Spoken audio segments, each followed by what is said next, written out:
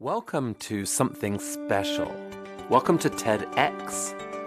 This TEDx event is part of a global conversation that takes place every day in every corner of the world. In schools, in theaters, in workplaces, even in prisons, people gather to hear the best ideas bubbling up in their communities.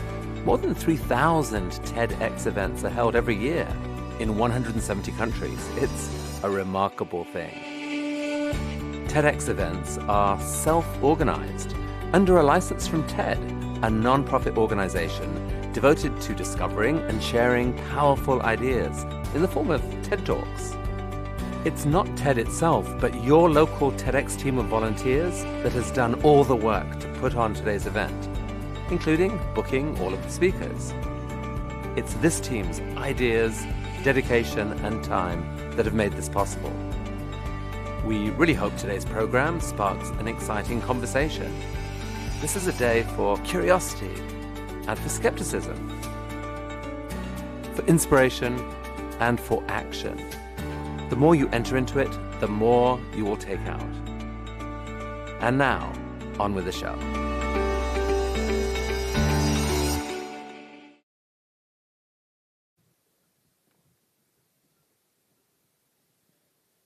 Good morning, and welcome to our second edition of our TEDxYouth at OSC.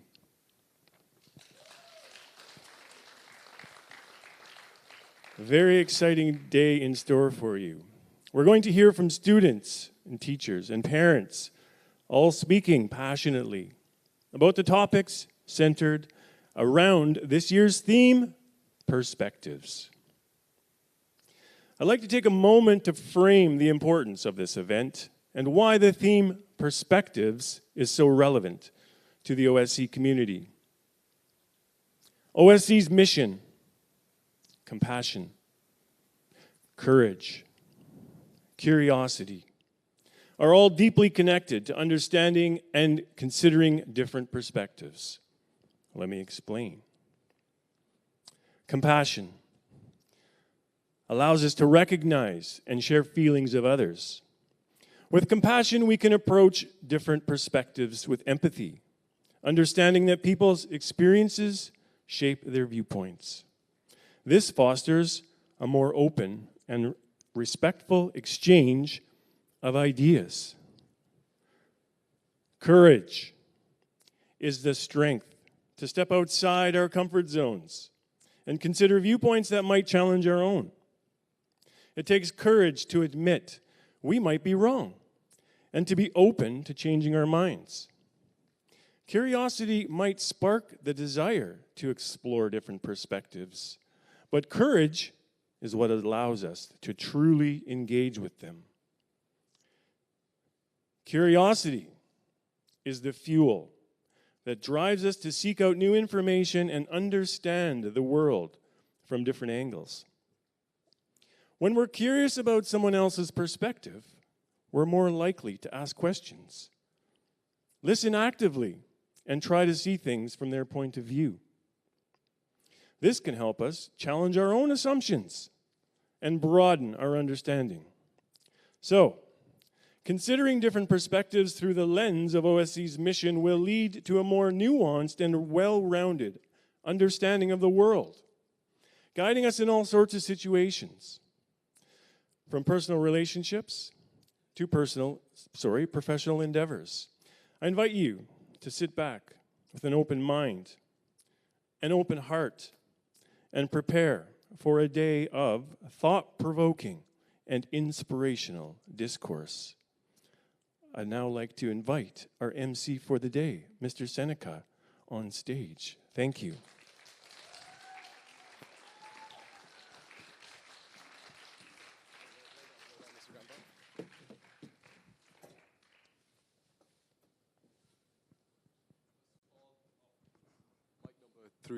Okay.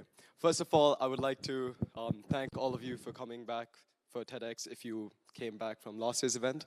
And I'm also very grateful that I'm able to organize this event for the second year in a row already. And after its massive success that we had last year, we have a new, fresh round of speakers. And I hope you are all excited to hear their talks. First thing I want to note is when someone is performing a talk, please do not leave. Try not to enter during that time. And in between the talks, you may leave. First, we would like to introduce our first speaker. And after being 2 years in this school, Arya Pandey has been a good friend of mine, has a very insightful talk to share with all of us. Thank you.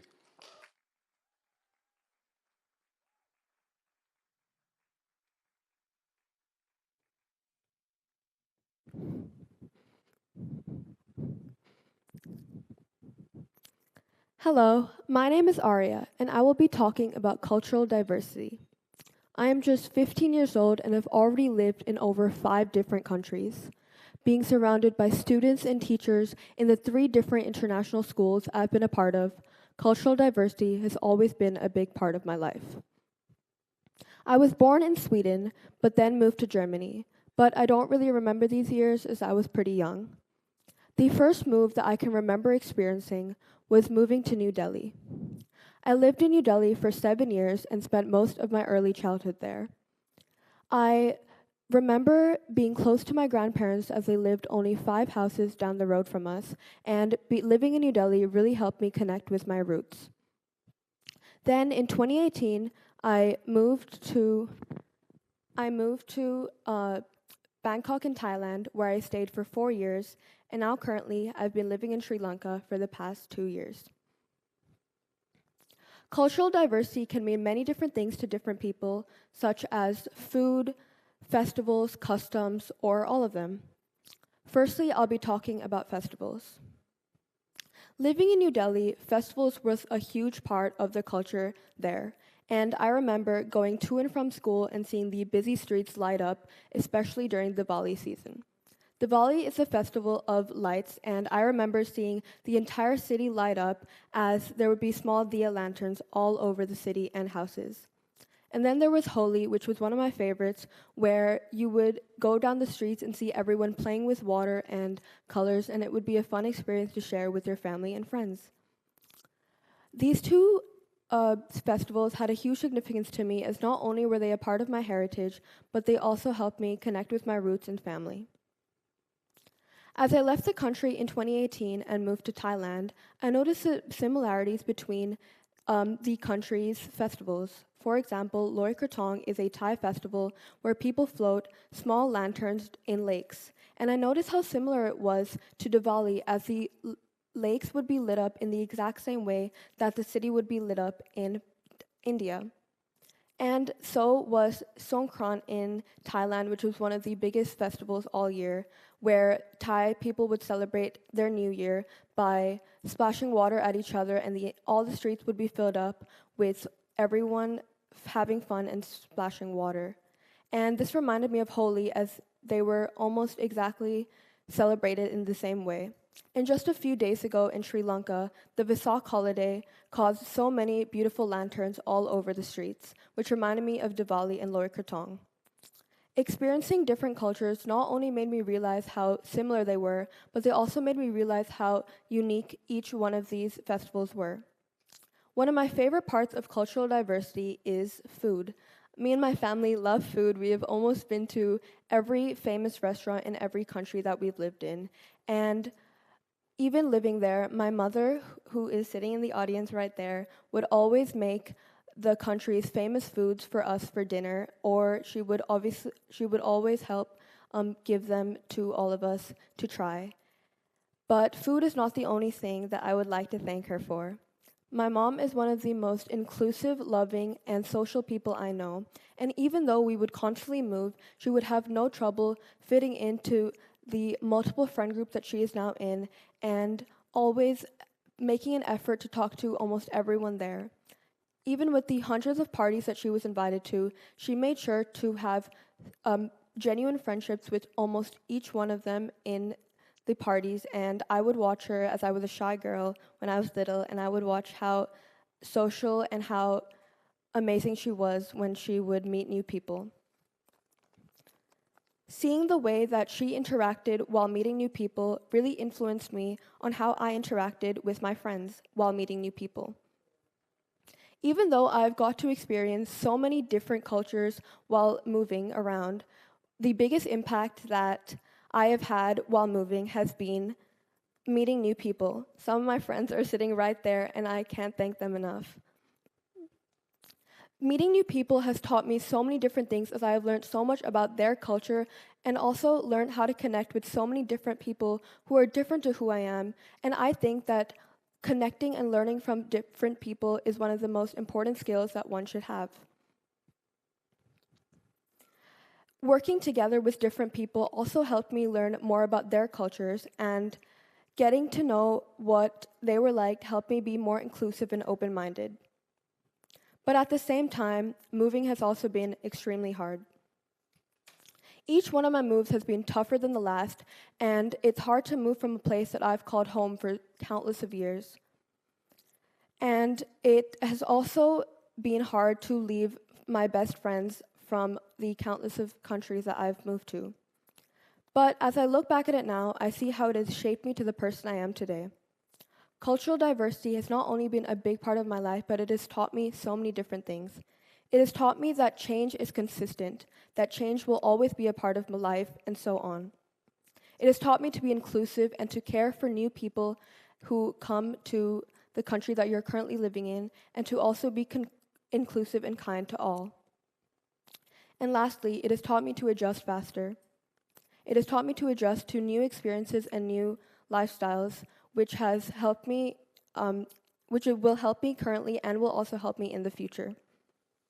But lastly, it has taught me mental resilience. Mental resilience not only helps me while moving, but it has helped me in school, while maintaining my friendships, and throughout so many parts of my life. Cultural diversity is about celebrating the similarities and differences between each culture, and really building a tolerance and appreciation for each one of them, as they are so special in each way. Culture brings us so close, but personally, as I've experienced, cultural diversity brings us even closer. Thank you.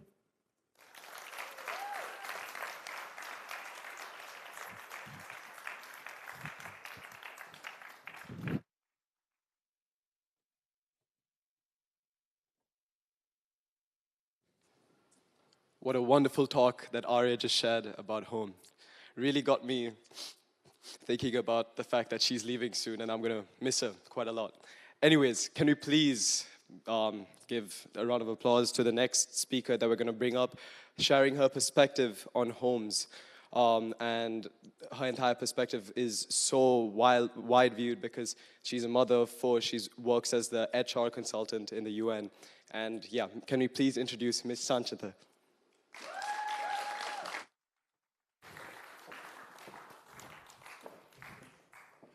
Hi, everyone.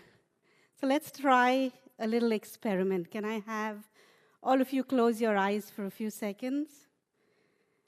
Now try and go back to the memory of your first home. It may not be the first home you lived in, but the first home you remember. I hope there's some warm and fuzzy feeling and some great memories. You can open your eyes. I don't have any memories of my first home, but the stories my mother told me fed my imagination for years growing up. A little cottage in the compound of a leprosy hospital in the outskirts of Harar, Ethiopia, where at night we would hear hyenas laughing, and where during the day she took me for long walks in the bush where we would pass local villages, making new friends every day. We moved home to India when I was 2, but we never did go on to stay in the same place for too long. And so I decided when I grew up, I was going to have one house in one city, build a lovely community around me, and live happily ever after. But that was not my destiny. When I was 20, I fell madly in love. And here I am, 29 years later, trailing behind this man whose work with the UN has us moving every couple of years. But I'm 49 today, and I have lived in 26 homes across 6 countries in Africa, Asia, Europe, and North America. Known by many names: trailing wife, expat spouse, glomad, that was a new one I learned. I'm going to answer that quintessential question: what is home to a global nomad? Traditionally, home is a fixed physical location, often in the place you grew up in. You're surrounded by familiar faces, landmarks, and routines. It's usually tied to a specific geographic location and is long-term and stable. In contrast, for us global nomads, and I'm sure there are many of you in the audience today, home is a more fluid and dynamic concept that transcends physical boundaries. We find home in the transient moments of connection, in the warmth of friendships made in unexpected places, the sense of belonging to a global, like-minded community, and the exhilarating feeling of constantly being on the move. Though the concept of home for us global nomads differs quite significantly from the traditional notion of home, there are some intriguing similarities that highlight the evolving nature of this concept. Both views of home are deeply tied to us feeling understood, loved, respected. Both perspectives share a fundamental similarity: the importance of community and connections. Traditional homes are cherished for the comfort and familiarity of close-knit communities and long-standing relationships. Similarly, we global nomads find home in virtual communities and enduring connections that we maintain across distances in what is increasingly seen as an interconnected world. Let me share a little personal story here. Last year, just before we moved to Sri Lanka, we were living in Rome, and I had unexpectedly found out that I had a brain tumor and had to have sudden surgery. We had no family around, and we were quite lost. But that's when our virtual community that spanned across the world rose up with prayers, encouragement, support, and we sailed through the most difficult weeks of our life with grace. Over the last 25 years, this trailing wife has also been raising 4 third-culture children. As parents, we are presented with that unique challenge of giving our children a sense of home, regardless of where our physical house is, while at the same time strengthening their bonds with our homeland. We strive to create a stable emotional foundation by celebrating diverse traditions, maintaining consistent family rituals, and fostering open communication. We weave elements of our heritage into daily life while embracing local customs, ensuring our children feel bonded both to the country they belong to and to their current surroundings. The foods we eat, the festivals we celebrate, and the words we've borrowed from other languages and made part of our daily vocabulary all contribute to this rich tapestry of experiences that define our perception of home. Amidst this blend of cultures, our children often feel like they belong everywhere and nowhere all at once. It's a delicate balance, but through love, flexibility, and understanding, we help them build a resilient, adaptable sense of home that goes beyond geographic boundaries. Every time we move, we pack up this 40-foot container. Now, inside that container is the nucleus of our home, not the 4 walls of whichever house we end up renting in our new destination.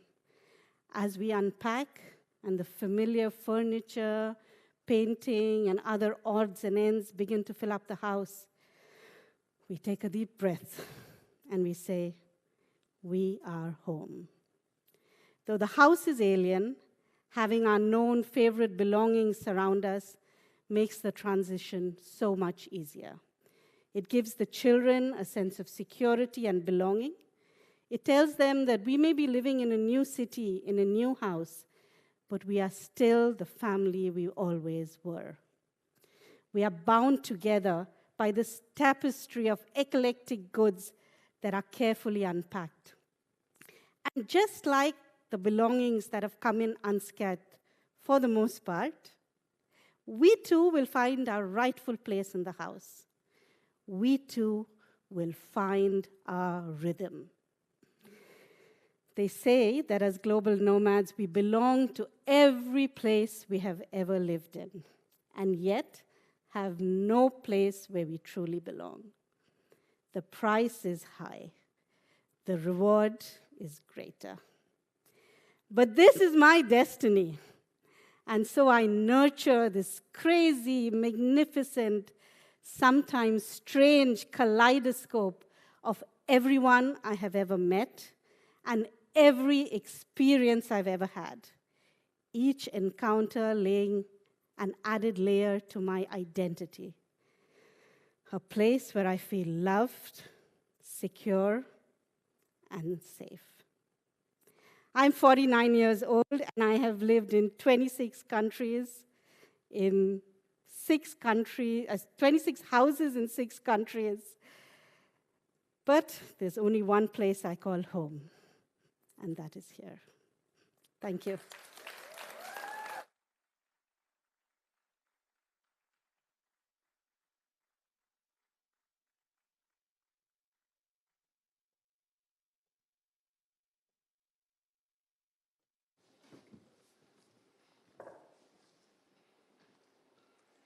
Thank you, Ms. Sanchita, for giving us such a good perspective on what the true definition of home is. Now, I'm very delighted to announce Naomi up on the stage, a very talented human being. Can we please give her a round of applause up on stage? Thank you.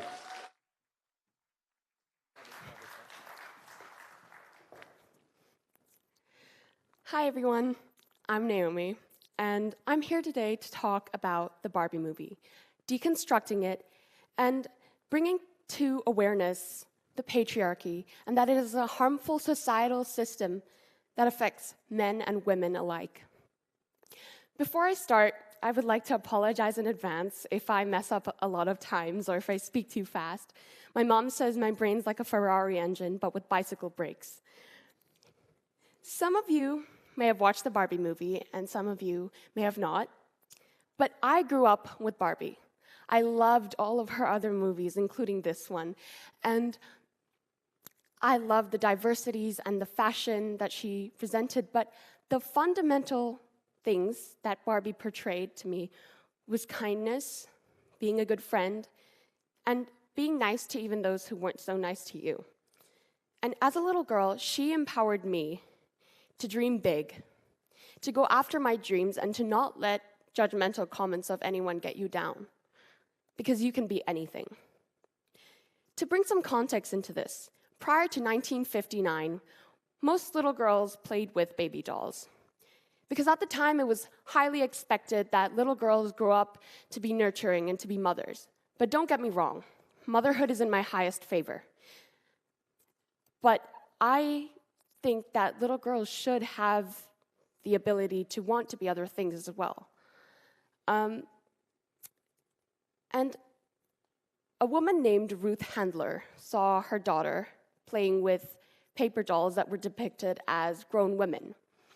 And she was ignoring her baby dolls. And this sparked an idea in Ruth Handler to create what we know today as the Barbie doll. Barbie's first debut was in 1959. The timeline,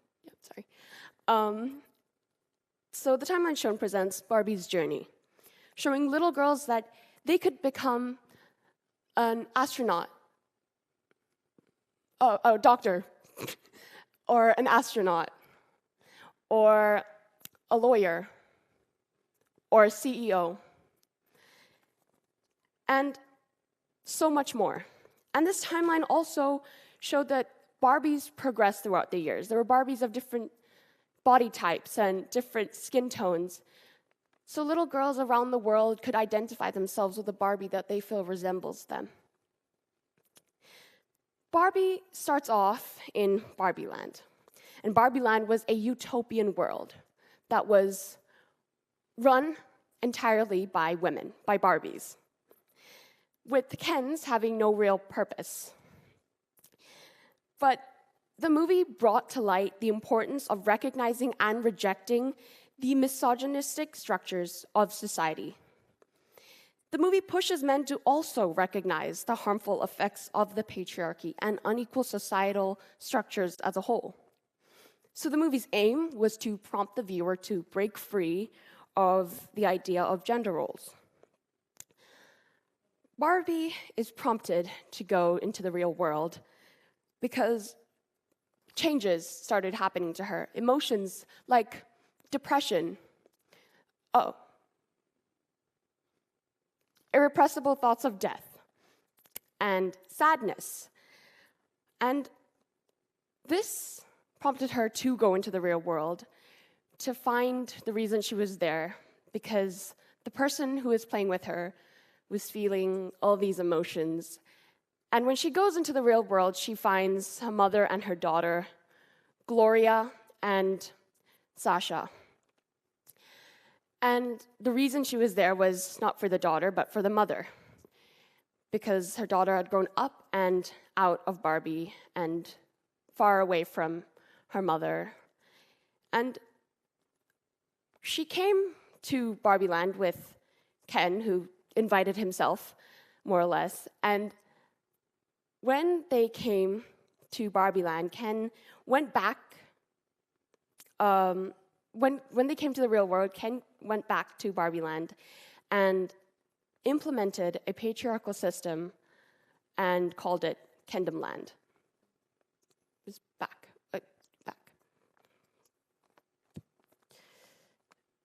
Yeah. So there was a drastic difference between Barbie Land and the real world, which shocked both of them. And this was the value of men that was held in the real world compared to how it was in Barbie Land. So Elon Musk shared a tweet publicly saying, "If you take a shot every time the Barbie movie says the word patriarchy, you'll pass out before the movie ends." Piers Morgan says, "The word is used endlessly in the movie, even though people, including me, have no idea what the patriarchy means." He actually called it an anti-men propaganda. Well, to break it down, patriarchy means a society that is run and dominated by men. A society that men have the authority and men have the power. But something that infuriates me is that if I or anyone else says that I hate the patriarchy, people instantly jump to the conclusion that this means I hate men or I hate masculinity. But in reality, that is not what patriarchy means. Patriarchy simply just means a societal and harmful system created to put everyone down into this mold. And Ken is not really happy, even though he was the one who implemented this idea in Barbie Land, because it not only pushes Barbie further away from him, but also makes him have to suppress his own emotions. One of the reasons that this movie received so much hate, besides from the fact that people called it cheesy, was because it threatened certain people. Because the movie actually acknowledged the fact that the patriarchy exists, that it is a harmful system, and that it is not right, and it should not be normalized. But thankfully, every day, more and more powerful women fight against these systems, and with a growing number of men as well. So, as you can see, the initial Barbie Land wasn't perfect, because there was no equality. But neither was Kendom Land, where they stripped the dignity of all of the Barbies there. But what I got out of the movie is that with even so much progress that's been made, inequality and injustice still continues to this day. With very few seats at the table for women, Society makes them have to fight against each other just for a seat. And a monologue from the movie that I really took out from was by the mom, Gloria. I'm just going to read it out really quick. She says, "You have to be thin, but not too thin. And you can never say you want to be thin. You have to say you want to be healthy, but also you have to be thin. You have to have money, but you can't ask for money because that's crass. You're supposed to be a boss, but you can't be mean. You have to lead, but you can't squash other people's ideas. You're supposed to love being a woman, but you're supposed to love being a mother, but don't talk about your kids all the damn time. You have to be your career woman, but also always be looking out for other people. You have to answer for men's bad behavior, which is insane, but if you point that out, you're accused of complaining. You're supposed to say pretty for men, but not so pretty that you tempt them, or that you threaten other women because you're supposed to be part of the sisterhood. But also, always stand out, and always be grateful. But never forget that the system is rigged, so find a way to acknowledge that. But also, always be grateful. You have to never get old, never be rude, never show off, never be selfish, never fall down, never fail, never show fear, never get out of line, and it's too hard. It's too contradictory, and nobody gives you a medal or says thank you. And it turns out, in fact, not only are you doing everything wrong, but also everything is your fault." The monologue that I just read felt extremely relatable to me as a woman in this society and makes me kind of emotional because of all the points that she mentioned that I'm sure a lot of women can relate to. And spoiler for anybody who hasn't watched the movie, at the end, Barbie chooses the real world. And lots of people did wonder why. Why would she leave Barbie Land for reality? And I wondered that too. But with my interpretation, what I thought was because she found beauty in every wrinkle. She found her purpose there. And so as Barbie makes her choice, irrespective of what she had to leave behind, and in everything that she's been, she's found something new that she truly wants to be. Human, like me, like all of you. And to end this on a nice note, his Barbie's motto would say, "You can be anything." Thank you.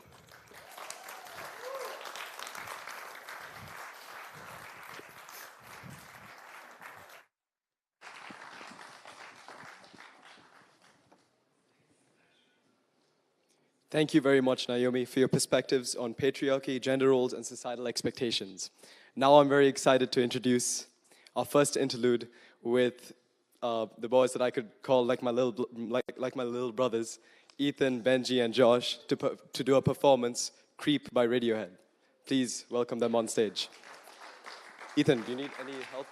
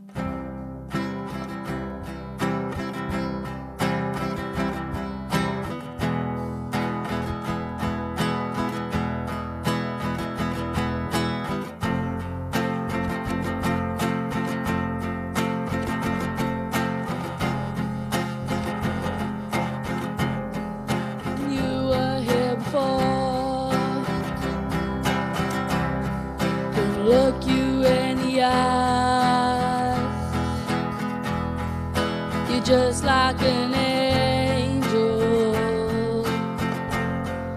Your skin makes me cry.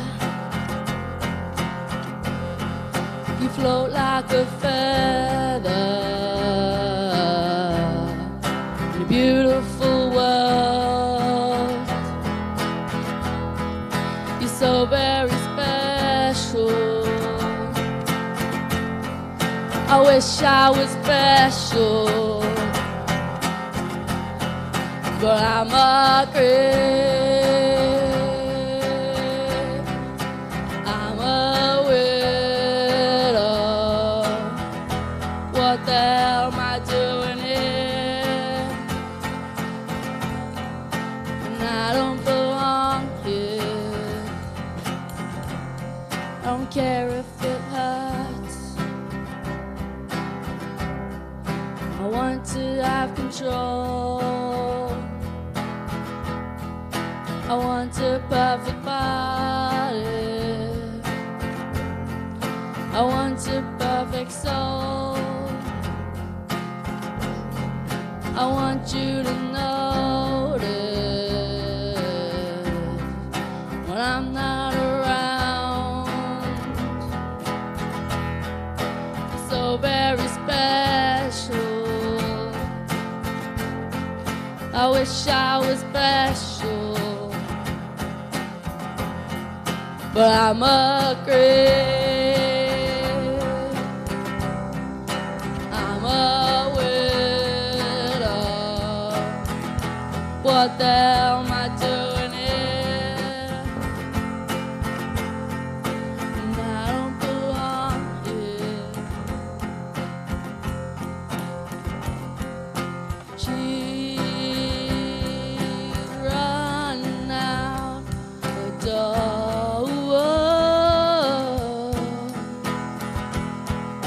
She's running out.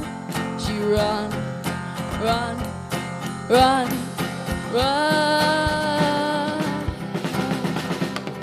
Whatever makes you happy, whatever you want. I wish I was special. You're so very special, but I'm a creep. I'm a widow. What the hell am I doing here? And I don't belong here. Don't care if it hurts. Thank you.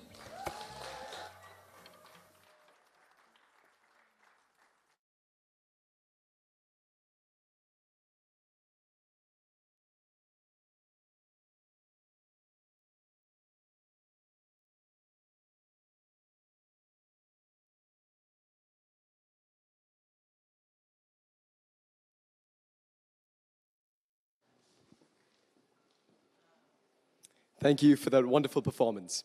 All right, before we get into the next talk, everyone in the crowd has been given like a piece of slip, and this slip of paper has your email addresses, which you need to put down, and this is for us to have feedback on the TED event provided by TED. So now we're going to introduce Tashvi, grade 8 student at OSC, very passionate about public speaking. This is actually her second TED event. That's insane. She finds joy in sharing her perspectives. Please welcome her up on stage. Thank you.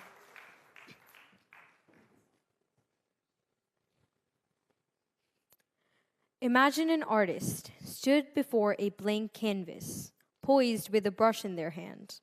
The canvas represents the unknown future and endless opportunities awaiting to be painted.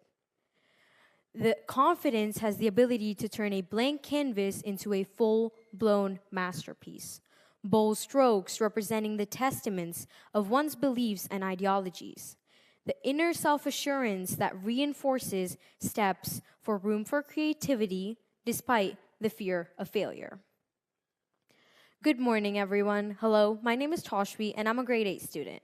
Today, I'm going to be talking about confidence, self-esteem, and its rippling effects. The subject at its core, regardless of your ethnicities, culture, background, or age, can have drastically different impacts on one another. Confidence spurs us to achieve different goals and try different opportunities. On the other hand, the lack in this field can result to being chained in the cage of fears and doubts to follow.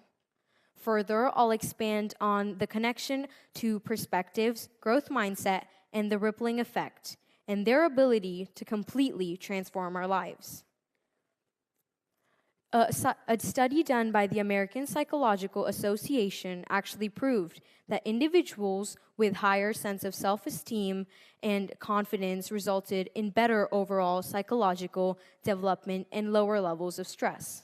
This study had correlate factors regarding better coping mechanisms, social interactions, and academic successes.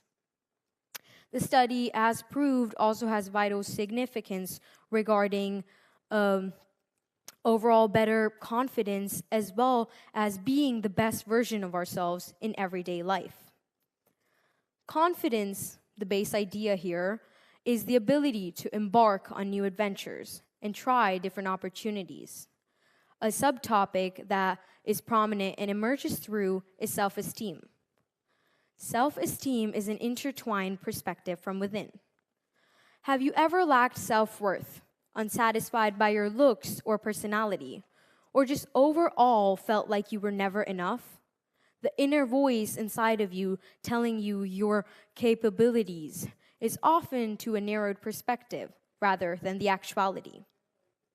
This can develop through a sense of lack of compassion throughout the years as you grew up. And even if that is the case, it's very important to understand that every single person in this room and beyond is deserving of love, success, and happiness. Now, moving on to the rather reasons that can be caused as changes from this talk is how can a confident mindset be cultivated? Now, I'm not saying that everyone here has a very high sense of self-esteem, but venturing through this journey, the first step being self-acceptance. Nelson Mandela quoted, "I learned that courage is not the absence of fear, but the triumph over it. The brave man is not who does not feel afraid, but one who conquers that fear." Self-acceptance means to accept yourself, accept what you look like, accept your beliefs and ideologies, and personality from within. This doesn't necessarily imply you resigning for less or your current circumstances, but instead choosing to love and accept yourself for who you are. An important note is that the self-perception is a perspective from within. This may be different, positively or negatively, to how others choose to perceive you. Actually, many studies have proven that how you choose to see yourself has a profound impact on how others choose to see you. Your actions and surroundings have a constant effect on the ripple effect. During the journey of self-confidence and esteem, the ripple effect is outstretched outwards. Consider yourself to be the most confident version of yourself for a moment, the one who pursues opportunities despite the possibility of failure. Imagine yourself doing all the things you wished you'd done but couldn't because of the possible setbacks or judgment from others. Every time you were too scared by the idea of public speaking or showcasing your talents to others around you, as well as just truly unleashing who you are from within. The rippling effect has profound impacts on you yourself, but also your surroundings and others around you. Surroundings. Surroundings are a key focal theme in the theme of perspectives and confidence. Surround yourself around people who see the best version of yourself and who help you overcome challenges and obstacles in the way. And it's okay to take a while to figure out who exactly those people might be who cherish your self-worth. I know personally it took me quite a while, but I assure you it's worth the wait. Confident people bring out the most confident version of you, not projecting their insecurities onto yourself. According to the World Health Organization, the leading disability in the world is actually depression. Confidence and self-esteem are very related concepts to mental health issues such as that. Now, a very simple yet complex question arises that I'd like to ask each one of you.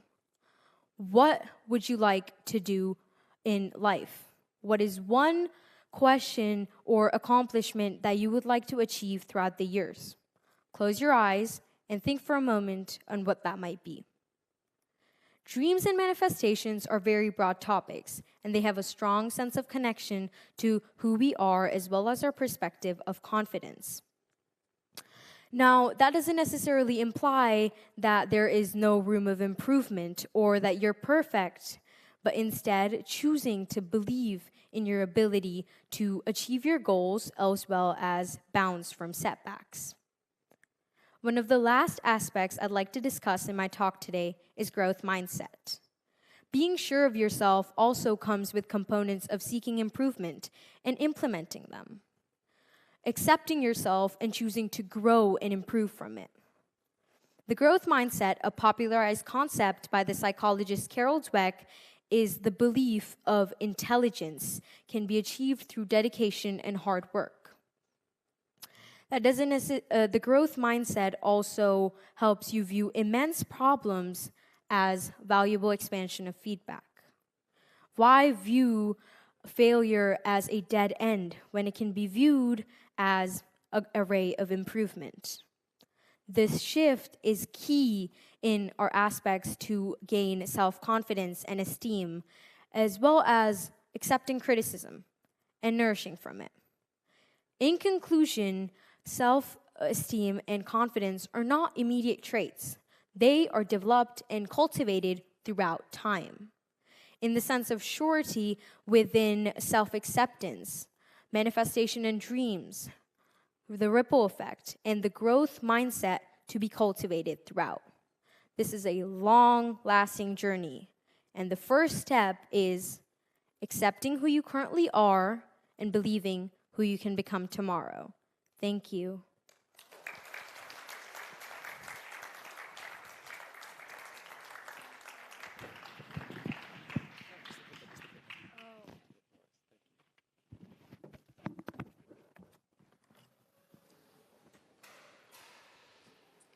Thank you, Tajvi, for that amazing talk. Really helping me understand how to accept myself. Anyways, we are going to move on to Ms. Samantha Wood and Aisha for their next talk. Ms. Samantha Wood is an assistant PYP and years program coordinator at OSC. Originally from Colorado, USA, she has spent more than 10 years overseas, working in international schools all over the world. Aisha is a grade 5 student at OSC. Aisha is active in many school sports, especially track and field with me, and participates in many international competitions, which we did together, bringing home many medals for her team, especially for the event, the 3K. Please, can we invite them onto stage? Yeah.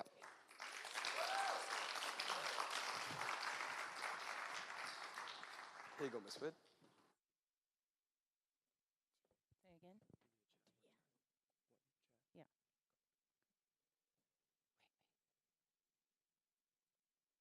Where's the stool?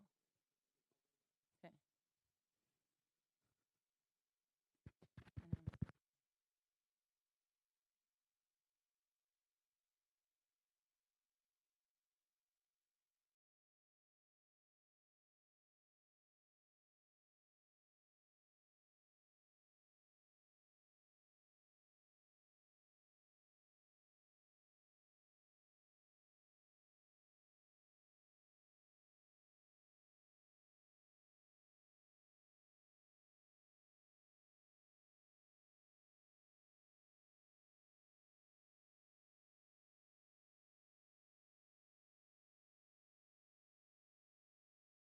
I'm representing those hundreds of millions of girls who don't have a voice for themselves.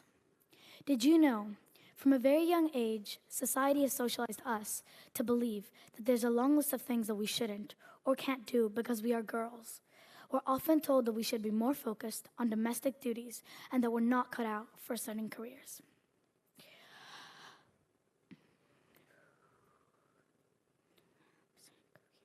We're often told that we should be more focused on domestic duties and that we're not cut out for certain careers.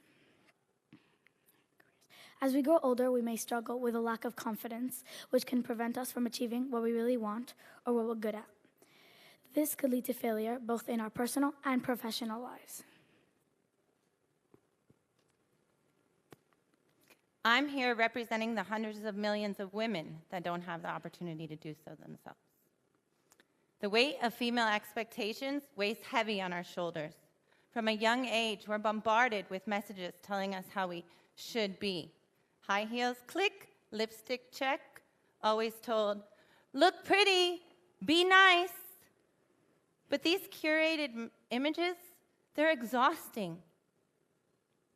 They lead us to believe that our worth comes from our appearance and our actions and not our minds. They reduce our emotions to a mere hysteria, while men get to be passionate. We're labeled bossy when men are seen as assertive. And these double standards, they're exhausting. Wrongly labeled, we may begin to think and feel that we're not as capable as boys, which can lead to a lack of confidence and self-esteem. This negative self-image can also lead to feelings of anxiety and depression, which will reduce our opportunities to perform and succeed. Physically, we may begin to think that we're not fit to do the things that boys can do, which can lead to a lack of physical activity, engagement in sports, and other activities that society believes to be boys' activities. Ultimately, the message that we receive about our abilities impacts how we design our lives, both in the short term and the long term. Let's be clear. Women, we're just as capable as men. We bring unique insights and valuable perspectives. But we still tend to overcompensate. We find ourselves needing to speak louder, be more assertive so that we're heard. We show up to the table with excess data to back our ideas, a standard that men aren't held to. And we downplay our successes for fear of being seen a certain type of way. But why do we do all this? Subtle societal messages consistently telling us that we need to prove ourselves, and fear of being labeled bossy for confident expression. The spiral repeats faster and faster and is more damaging in certain parts of the world than in others. But what are the consequences of these patterns in an 11-year-old girl's life? We start to auto-exclude ourselves, thinking that we should not or cannot do the things that boys can do. We slowly start to lose confidence in ourselves and in our actions. A world full of opportunities fades out. What we are told and what we tell ourselves brings down our confidence. Who can remain confident facing these tough times? We find it hard to keep our thinking positive, and we start to give ourselves negative self-talk. The consequences of overcompensation for a 43-year-old woman are real. When we feel pressure to conform to a certain style, our unique perspectives are lost. When we're constantly trying to prove ourselves, we're eroding our self-esteem and our confidence. And the more we overcompensate, the more we normalize it, perpetuating a cycle that creates barriers for our youth. But how do we break through this performance trap? Women, speak up. You deserve to be heard. Use your voice. Use it to highlight your experience and expertise, and to support others, and create a space where all women feel free to share. Men, please allow us the space and the time to finish our thoughts and finish sharing our ideas. And when we do, acknowledge us and encourage us to do it again. But most importantly, we need you to use your platform to dispel these assumptions about the way that women and men should be. For everyone, if someone presents something, focus on the idea.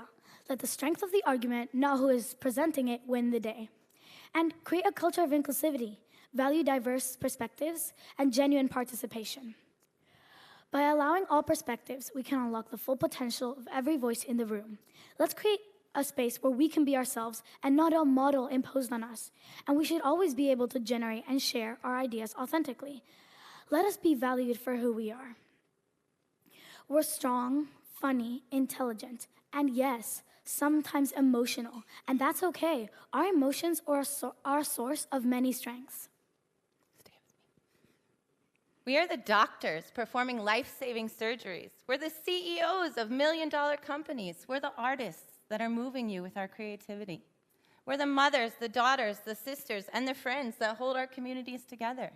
We can be both strong, powerful. We can be both kind and powerful, ambitious and compassionate. We're not defined by a smile or a pair of shoes. We're defined by our talents and our unwavering determination.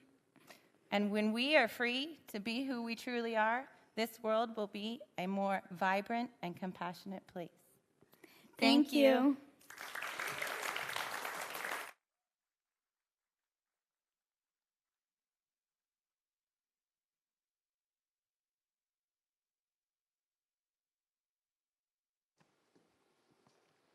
What a wonderful talk by Miss Samantha Wood and Aisha. Now we're going to be introducing Miss Manushi, who, in my opinion, all my years that I've been in this school, has always treated me, whenever I would see her in the hallways, with a bright smile. She would always make sure to ask me how my day was going and just make sure that I was doing all right.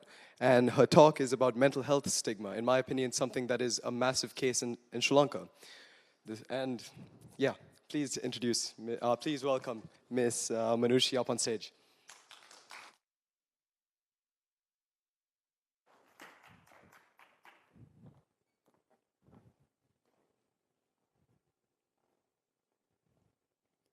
Oh, do excuse me.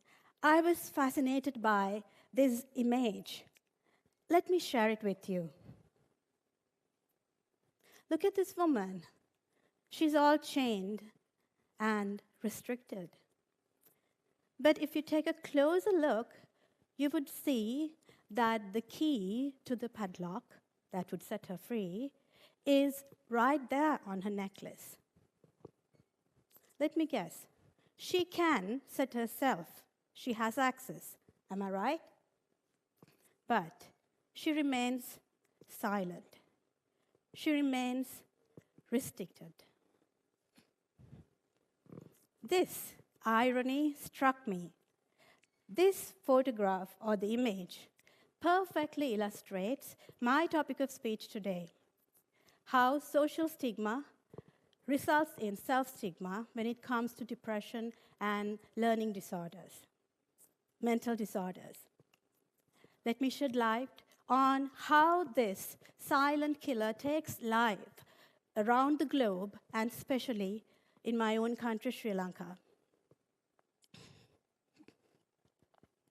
What is stigma? Mental stigma is defined by NHS as follows. Stigma is disrespect, negative beliefs, prejudice, its use of negative words to define a person. It can stop people from seeking help due to fear of discrimination. Self-stigma defines as internalized stigma, where you come to believe the negative messages and the stereotypes about yourself. Ladies and gentlemen, when you look at Sri Lanka, stigma plays a very dominant role against mental well-being. Despite all the psychiatric and the psychological help available in the country, and despite all the awareness programs on mental health that is done across the country, we Sri Lankans are very reluctant to say that I go for therapy or I am taking psychiatric treatment. Why? It's because of one thing: shame, sense of failure, sense of weakness, and most of all, fear of being rejected from your own community. In 2016, a study was done by Dr. Sunera Fernando and her research team in Sri Lanka on the delaying effect of stigma on mental health, help seeking in Sri Lanka. These are the findings. 23.7% of individuals have entirely rejected psychiatric treatment due to social stigma, and 18.6% has delayed seeking professional help, once again due to stigma. This is tragic. Why is this? It shows how profoundly we are just relying on some misconceptions and how it is going to steal away the happiness and the well-being of a community. Did you know that stigma works in a cycle? Look at this killer cycle. It starts with depressive symptoms. For example, you may have lack of sleep, lack of appetite, isolating from friends, family, and also maybe you feel really having a chronic sadness throughout. Now, these are very good enough reasons for you to go get a consultation. You would be helped. But it's sad that most of the Sri Lankans would not take this path as the first thing. Instead, they would just go for alternative approaches and home remedies. Why? Once again, one word: stigma. Self-denial. How come I have a mental illness? How would the world treat me after knowing that? So this make them skip it and go on just with the traditional approaches. Here you see some images of traditional approaches used to heal your mind, mostly common in Sri Lanka, and people get psychological comfort. Pujas, blessings, performing toil ceremonies, and healing prayers. Yes, these are so good. These are good practices. Yet, what's wrong here? If you have severe depressive symptoms, that means there is a chemical imbalance in your brain. And there is a depletion of neurotransmitters as serotonin and dopamine. Now, this needs immediate clinical intervention. And if you do not do that, the life of that person would be at risk, sadly. So, when you come to back to the cycle, when you come to the severe state, people just take you back to the final resort. That is the hospital. There you get mentally diagnosed. Once again, stigma comes in. And that person who is suffering anyway is getting further and further depressed due to being rejected, labeled. People don't want to get close to them, thinking that they're harmful. How sad. And this is the situation. And the depression further goes higher and higher.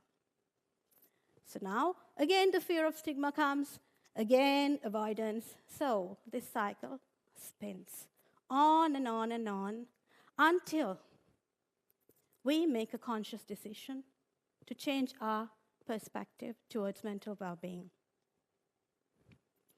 As we all know,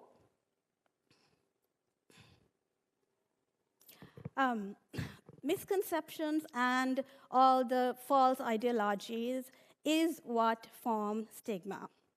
Now, UNICEF has pointed out 7 such misconceptions. Today, let's go through 3 of them. Myth number 1, if you have a mental health condition, you have low intelligence. Ladies and gentlemen, can somebody tell me who's the genius who came up with this notion? Research has proven that there is no such connection between mental illness and a person's IQ. Even a student who gets A grades all the time can get depressed. It's just the circumstances. Myth number 2, Mental health disorders is not an issue for teenagers. They just have mood swings, hormonal imbalances, and they're seeking attention. Parents, yes, we understand that your teenage boy or the girl is going through a mental, emotional roller coaster. Well, it's evident to us too. Dramatic door slams and frequent eye rolls, screams, and of course, 24/7 selfies, obsessive selfie taking. Right, so all these things are there to say, oh, she's a teenager. He's just what a teenager is. But let us not take it that lightly. Sometimes, to get a better idea, it is important for us to go with solid stats and facts. I guess this will help you a little bit. So, globally, 166 million adolescents have been diagnosed with mental disorders.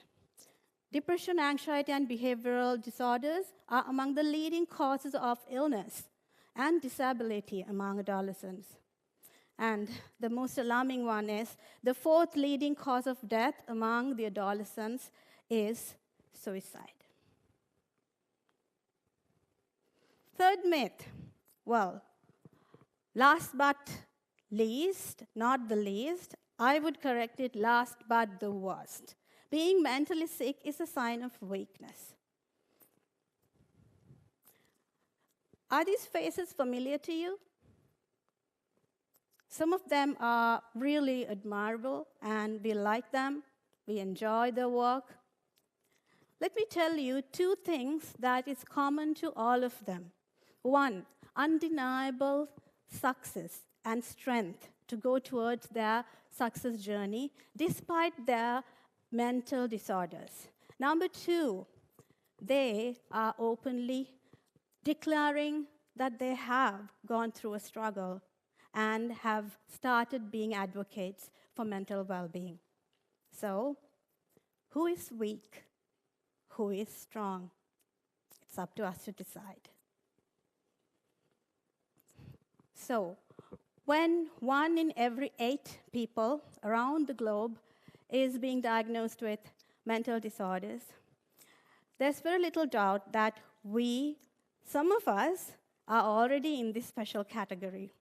Ladies and gentlemen, I'm no exception. During my teenagehood, I went through a very painful episode of depression. Stigma terrified me. Stigma muted me. My friends drifted away from me thinking, oh, she has been acting weird lately. And I wept silently, not knowing what to do, how to justify myself to them. Every time I tried to disclose, my inner self stigma spoke out. What are you trying to do? Do you think they will believe you and accept you after that? Therefore, I kept it hidden, silent, all this time, up to this very day. Today, I'm proud to say that I acknowledge I've broken my self-stigma as an individual, which has haunted me for so long. Let me wind up my speech with this message. It's high time we make a change. And change in a perspective related to mental well-being. Let us just cast away all the negative, petty, primitive ideas and embrace each other with love and kindness, despite their imperfections. Just close your eyes for a second and look at your inner self. Are you chained to, just like that woman in the picture? If so, release yourself. Make yourself heard and reach out. Remember, being strong does not mean you have to hide your flaws. Let us work towards a future where each and every individual is loved, cared, heard, and valued. Thank you.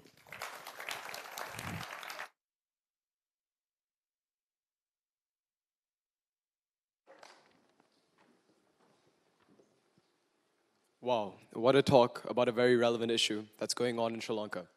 Now I'm excited to bring on our next interlude, which is a very, very interesting piece by Hannah, a violin performance. Please welcome her to the stage. Thank you.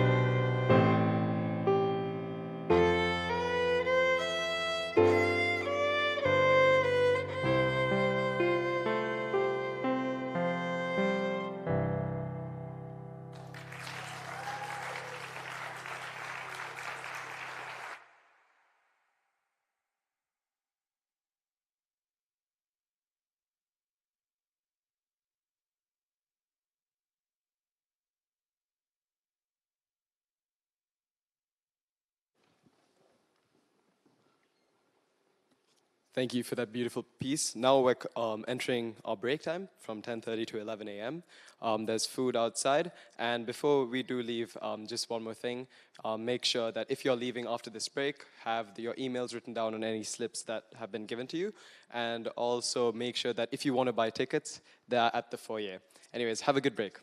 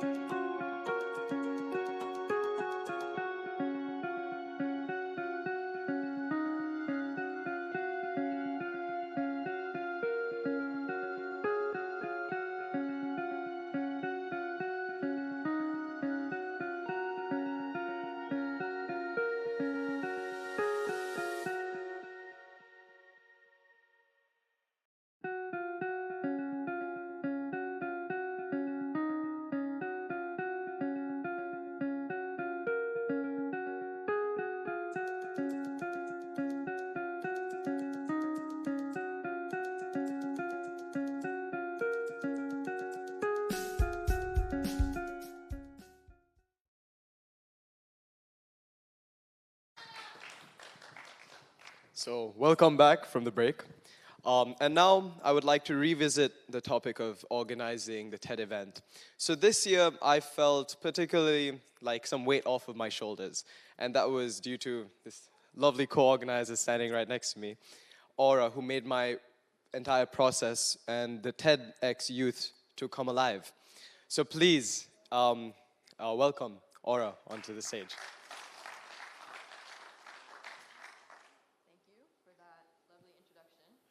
So with that, I would like to introduce our next speaker, a very brave 8th grader, part of our OSC community. She is just 14, but loves to share her opinions. She's very opinionated, as she's very repeatedly reminded us, and it has this passion for talking about her interests and spreading awareness. So today, she's going to be talking about what does it mean to be different.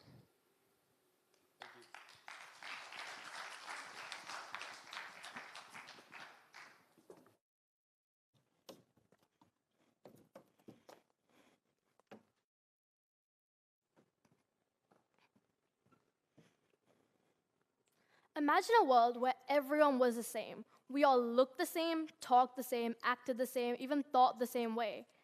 It would be quite boring, wouldn't it? Or would it make it more peaceful?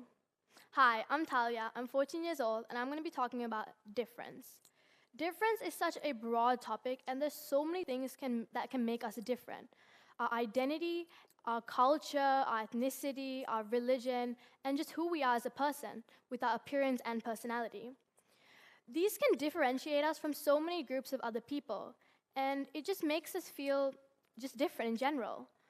We as a community are all so different. If you look around, there's people of different ethnicities, different religions, and just we're all so different as a person, and this is what makes us unique.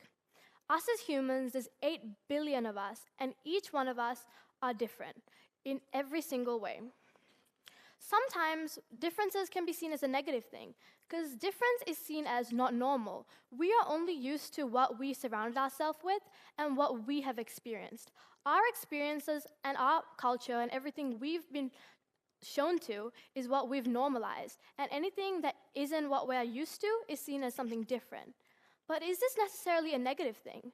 Just because we've been in this box and only seeing what we have been surrounded by doesn't mean that anything else is not normal and is different. Yes, it will be different experiences, but our own experiences and theirs are all equally valid. Think of everyone as pieces of a puzzle that all form one big picture. Think of the puzzle pieces as everyone's different minds. If everyone thought the same, if everyone acted the same, we would only make it so far as a society, as we will just be making to one level, and we need all these different types of minds, all these different types of personalities to improve.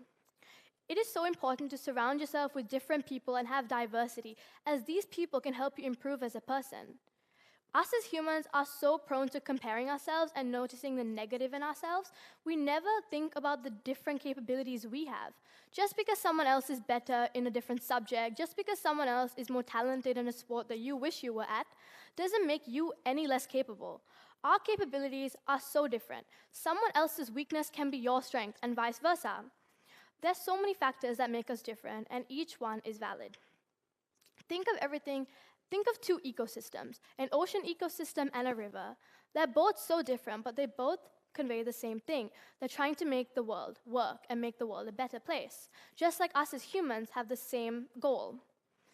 There's so many issues with difference and discrimination, as many people are discriminated against for being different.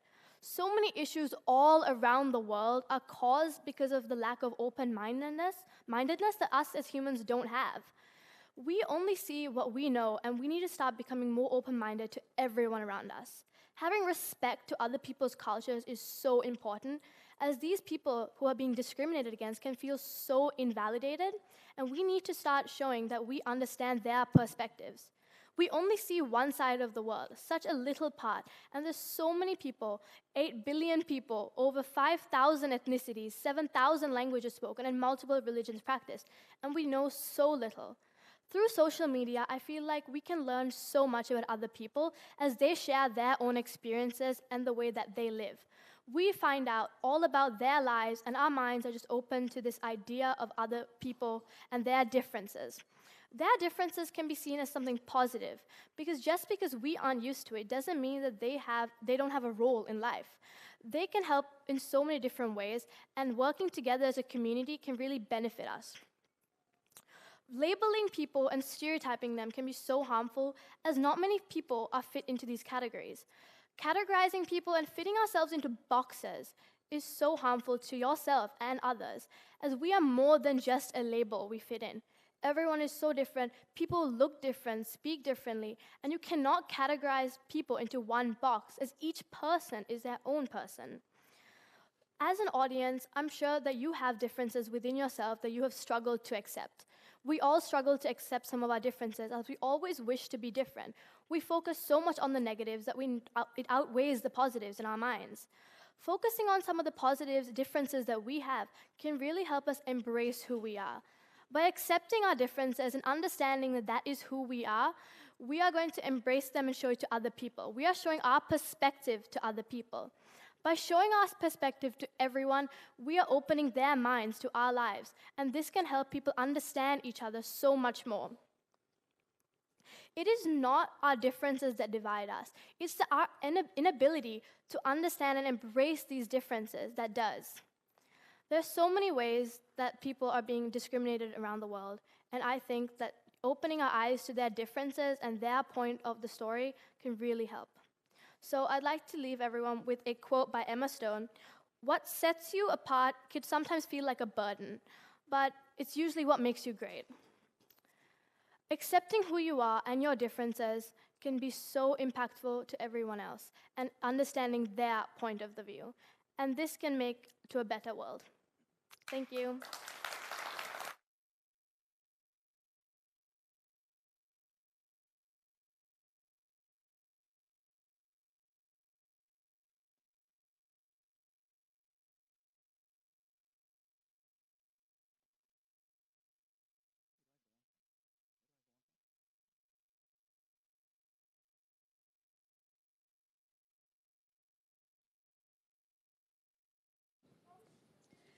Thank you so much, Natalia.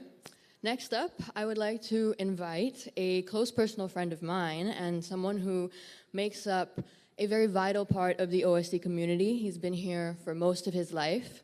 Akhil Pilipatia is a DP1 global politics student, and he will be talking about the different perspectives of the Aragalaya social movement in Sri Lanka and his perspective on it as a DP1 global politics student. So please give him a warm welcome. The clicker.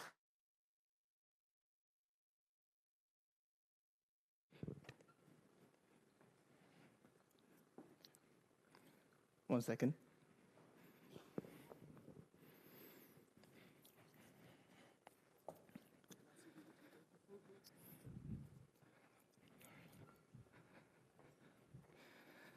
Hello, everyone.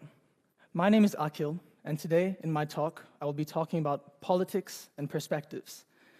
So, perspective is a powerful tool in which we are able to see different conflicts and different moments through. Our perspectives are shaped by the people we surround ourselves with and the context that we place ourselves in on an everyday basis.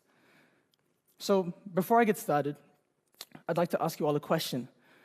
How many of you have ever been involved in a form of protest or social resistance movement? Raise your hand. Okay, so I'd say probably about maybe a little bit less than half. So that's sort of what I expected coming into this.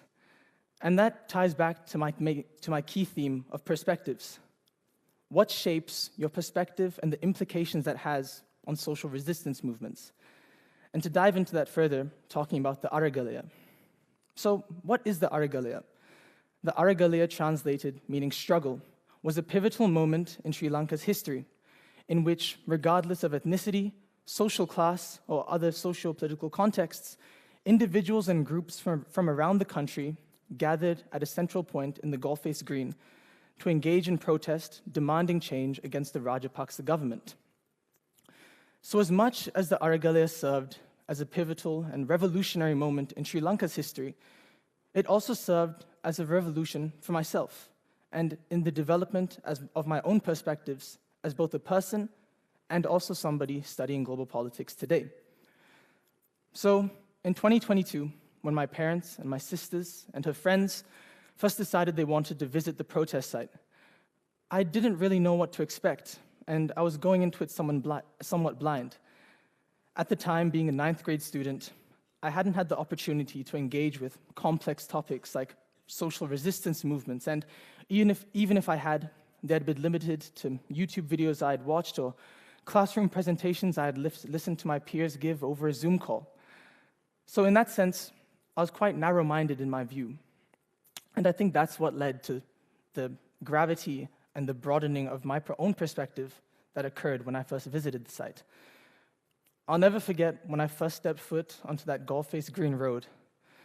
I was a little bit taken aback and overwhelmed by the numerous groups and individuals that had all come together for organized protest through different art forms, poetry, song, chants, and the compassion that all of these individuals had for each other also led to me developing an inherent sense of admiration for them. And that admiration further drove my curiosity in understanding what the implications of social movements are. And that is a passion that I carry with myself even today. So, as much as I would love to continue talking about my perspective, I think a key point of understanding resistance is looking at what shapes all of our perspectives on it. So, I'm sure as everyone is aware, within our own OSC community, we are all very privileged in the way that despite the protests in 2022 occurring only maybe a 20-minute drive away from our own homes in this area, or if living in Colombo, just outside your doorstep, we've remained relatively unaffected by the economic crisis that these individuals were protesting for. And that disconnect between communities is what leads to the skewed perspectives and misinformations that can undermine and delegitimize the essence of resistance. So, a few things I heard just when interacting within this community and interacting with my own friends and peers. I would hear people refer to the movement as a riot or as violent, using words with negative connotations to refer to a movement which I knew wasn't that. And if I had never visited the Aragalea and stepped foot on that protest site, I would share that perspective. But that is why I wanted to unpack that and understand why those implications are formed and why is it important to address them. The main implication of the Aragalea was seeking political reform from the Rajapaksa government. And a term that I commonly hear people referring to it as well as myself sometimes, as unfinished. And because of that unfinished nature, it becomes inherently ineffective. But that statement is not true in any sense, as the Aragalea, which seeks to achieve immediate political change, in that way, it was able to achieve that.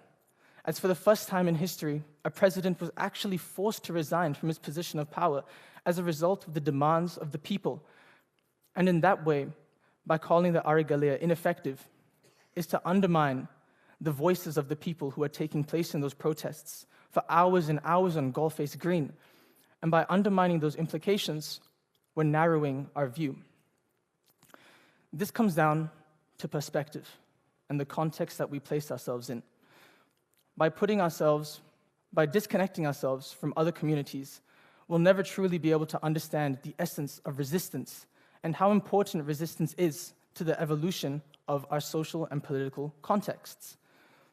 And that leads me on to the global perception. Today, we see numerous instances of Aragaleas occurring all over the world, whether that be in the US or Canada or Australia, where people from university campuses band together to fight to voice their concerns over the justice and the humanitarian concerns in Gaza.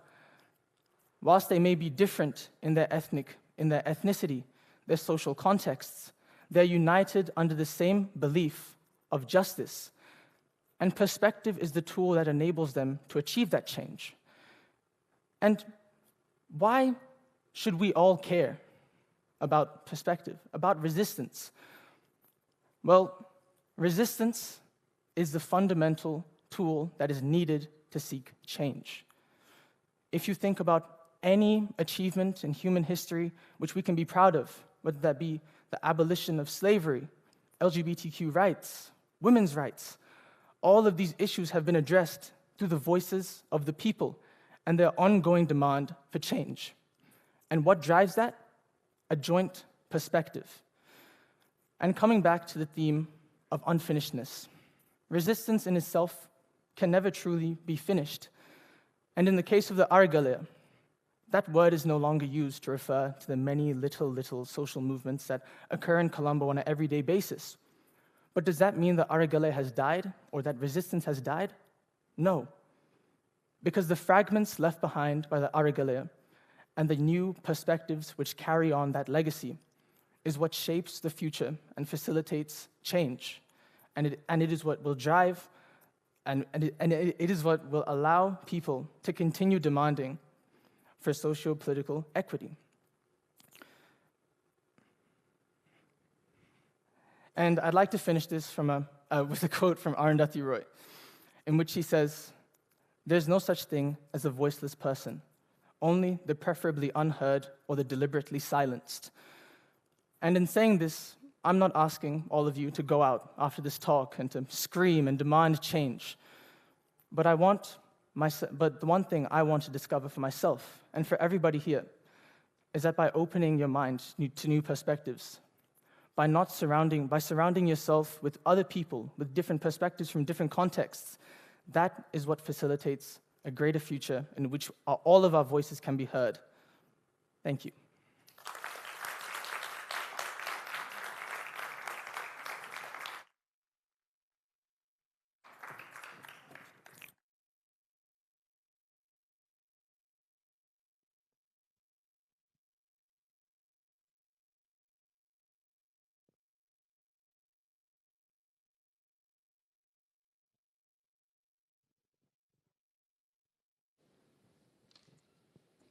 Well done to Akil for that very insightful talk. Now we're going to be introducing Mr. Christian, 30 years of professional experience working in human rights, development contexts, humanitarian crises and emergencies, as well as in management and administration of the UNICEF offices in different countries. Currently serving as the UNICEF representative in Sri Lanka. Please welcome him on stage.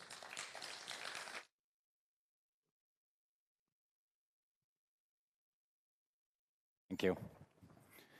Good morning.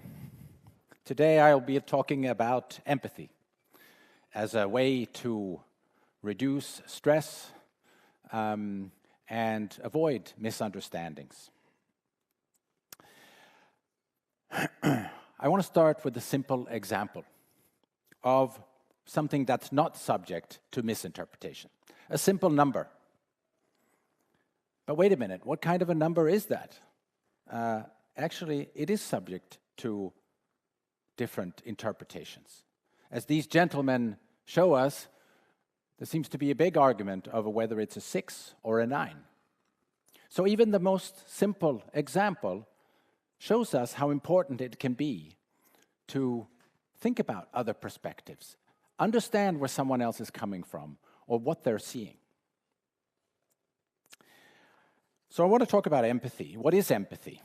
According to the Oxford Standard Dictionary of the English Language, it's about being aware of, sensitized or sensitive to, and actually experiencing someone else's situation. In sum, it's about putting yourself in someone else's shoes. There's a Canadian author and journalist, Malcolm Gladwell, who has focused on this, not so much on empathy, but the different perspectives and understanding or misunderstanding someone else's perspective in his book, Talking to Strangers, something that I highly recommend to read. He lists a long number of examples of where the failure to understand the other person's perspective had led to significant misunderstandings, actually, in the worst cases, to fatal consequences. So I'd like to explore this further using 3 examples from my own life where I have failed. I failed miserably. I've done that many times, but I want to focus on these 3 examples. But they've taught me a lesson, which is what failure should do. And they've taught me lessons of how I failed to see someone else's perspective because of erroneous assumptions, judgments, or beliefs. So let's start with the first one, about faulty assumptions. Let's go back to the year 2000. I was working as the United Nations coordinator in eastern Indonesia in a region called the Malukus, where there was a war going on, a bloody war between Christians and Muslims.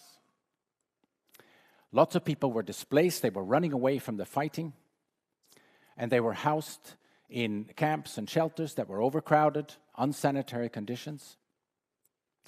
And one of the fears that we had was a measles outbreak, something that's very dangerous, particularly for children, can kill them. So the United Nations was supporting the health authorities to organize this vaccination campaign against measles. And it was important that every child across the islands, because this is a region full of islands, was vaccinated to achieve herd immunity that we all know of now after COVID. So I'm young, much younger than I am today. I'm ignorant. And to me, vaccination is a good thing. I've never questioned it. I've never heard anybody question vaccination. So one day I'm driving around one of the islands. I'm heading back to my village or where I live in the capital, Ambon. And I realize I have a little time, with emphasis on little, to stop by in one of the Muslim villages, which has always been a bit difficult to work with, to inform them of this good news, the vaccination campaign. So I get there after initial introductions. We have a conversation that goes roughly like this, where I say, oh, I'm here to bring some really good news. We want to organize, together with the health authorities, this vaccination campaign to protect your children against measles. It's very important that everybody gets vaccinated, and to help protect your children. And we would like you to help facilitate this to make sure everybody is aware and mobilized when it happens. Well, says this Muslim leader to me, well, you say this is good news, but we don't really agree. Last time we had a vaccination campaign, many of our children got sick. And we're not really sure, we don't really trust this vaccine of yours that comes from the West. We think you might be poisoning our Muslim children. And do you really give the same vaccine to the Christian and the Muslim children? And why do we need to repeat this vaccination? They've been vaccinated already, so it's not a good vaccine. And you don't even take the time to really sit down and understand our situation and explain things. Sir, I can assure you that this is really good, and we want to protect the children. But I do apologize that I haven't explained things properly, and that I didn't warn you that I was coming to visit you today. But like I said, it's good vaccine, and I mean, it's true that we do need to repeat vaccination because it's not good forever, but we do need to help you facilitate this. But you know, now you're apologizing, you're warning me, and you're saying that the vaccine isn't really that good. So there is something fishy going on here. You know how this doesn't seem like a good idea. I realize I'm not up for this discussion. I'm not prepared. My Indonesian is certainly not up to par, subject to misinterpretations. So I stumble out of there. I say I will be back. I head quickly back to my home, but I promised I will be back in a while. So what happens is we go ahead with the vaccination campaign across the island, but not in the Muslim villages that is under the leadership of these gentlemen. So a week later, I come back, older, slightly older, but a lot wiser. And I'm accompanied by Dr. Sawanto. Sawanto is a Muslim, and he works in the health authorities. Today we take the time, we greet these leaders, we sip some mint tea outside the mosque, get to know each other a little bit, the tension goes down, and we start talking about vaccination. Today we have responses to their questions. We stress how important health is in the Holy Quran. That indeed the vaccine that we bring in is not from the West, it's produced in India, the biggest producer of vaccines in the world. It's the same vaccine that are given to all children, Christian, Muslim, or whatever. And it is true that there are many children, or not so many, but some, do develop a reaction to the vaccine. That's perfectly normal, but it's nothing to fear. And there was no excess illnesses among the Muslim communities compared to the Christian communities last time the vaccination took place. I even bring my little yellow vaccination booklet to show that I have been vaccinated against measles. So we managed to rescue the situation. The Muslim leaders eventually give their okay for the campaign to go on, and all children are vaccinated. But we had lost precious time because of my faulty assumption that how could anybody question vaccines? I didn't even reflect over it. And I wasn't prepared. I wasn't prepared to listen, to understand that there was a different perspective and engage in a conversation. So now to my second example. And we're moving to Guatemala about 10 years ago. I was working there in UNICEF. And it's an example of when I unfairly judged a colleague of mine. We have a communications expert, the chief of communication. Her name is Maria, let's say. She is not a particularly high performer, quite difficult. She's very good, though, at coming up with a number of excuses for why she can't deliver quality work on time. She's that sort of thorn in the side in a team that you have, with whom you have to work. You have to take a few deep breaths, smile every time you talk to her, and sort of swallow your frustration. So one day we are having an important meeting of an upcoming event, important event, where she is the central figure in organizing this. So we're gathered there, but Maria doesn't show up. We try to get a hold of her. She doesn't respond. She hasn't told anybody that she's not coming. So we're all quite frustrated. We go ahead with the meeting, but obviously Maria wasn't there and that she was lacking. She needed to be there. Later on in the day, I do catch up with her and express my frustration. I say, Maria, listen, this is really not a good precedent. We have this meeting, you're the central figure, and you don't show up. You don't tell us where you are, why you can't show up, and we're just, we're missing a piece here. We need to be able to count on you. What on earth happened? Well, Christian, it's been a terrible day, she says in a broken voice. My husband was driving around Guatemala City this morning, and as he's driving along, all of a sudden, this other car swerves over and is actually hitting his car, trying to force him off the road. He manages to get back on the road, but then he's shot at. 7 bullets get into his car, 3 of them into his body, 2 in the knees and 1 in the belly. And he's rushed to hospital, and he's just undergone emergency surgery. So, Christian, that's why I couldn't be with you today. I have obviously unfairly judged Maria based on past experiences. I was not open to her explanation, but it taught me that past experience is not a good enough reason not to have an open mind when someone is explaining their situation. This was a particularly dramatic situation, of course, and it might be the exception. But from then on, every time a colleague or a child or a friend, a teacher, whoever it may be, seems to have broken an appointment or an agreement, it's taught me to ask politely, what happened? With an open mind, because they might have a very good reason for why they weren't able to live up to that agreement. It's also taught me to completely disregard the past and past experiences.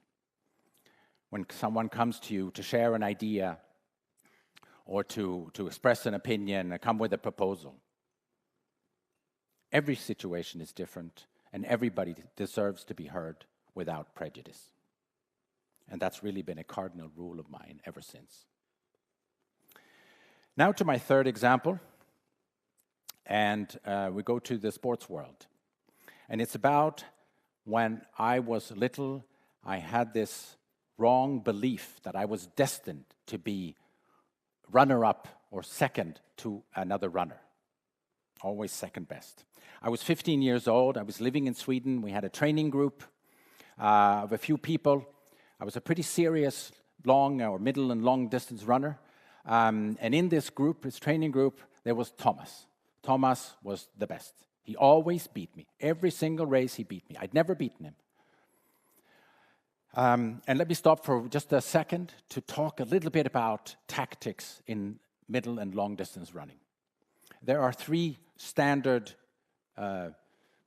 ways of setting up your tactics. You can be a front runner, where you sort of set a tough pace in the beginning, hoping basically to run away from the rest.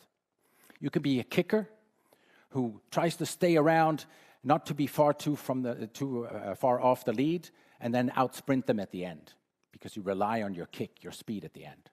Or a third option is to target someone. So you pick a runner and you follow him around and make sure that you don't lose sight of him, and then you try to out-sprint him at the end.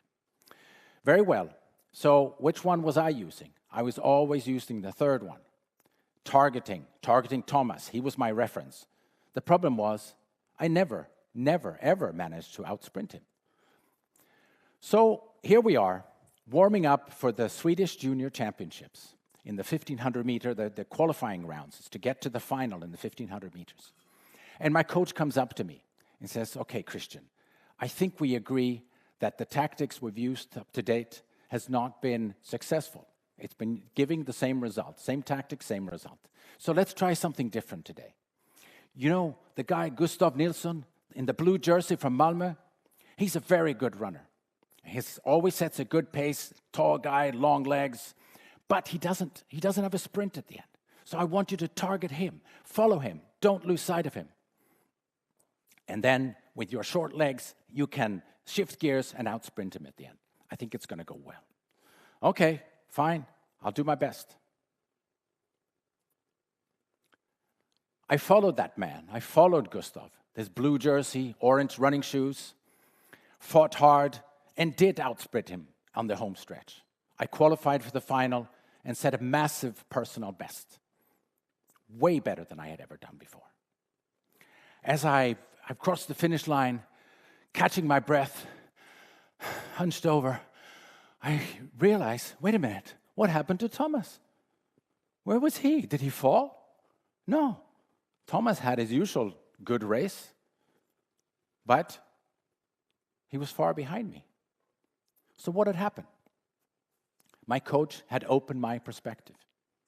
He had taught me to follow someone else's shoes or put different shoes on, however you want to phrase it, and to unblock me, to get rid of this block, this limiting block that I had, that I was always destined to be behind my good friend and fellow runner, Thomas.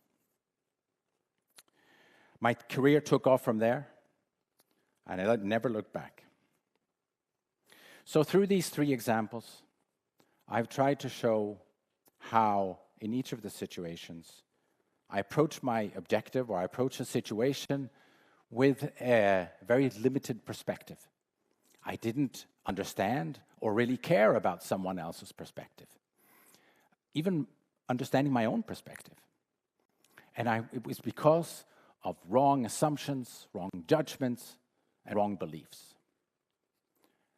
And because of these failures, it has taught me how important it is to do everything I can to indeed consider someone else's perspective. Not to jump to conclusions, not to judge unfairly, but listen first and act later. So empathy, putting yourself in someone else's shoes, will certainly help you along the way in your life's journey.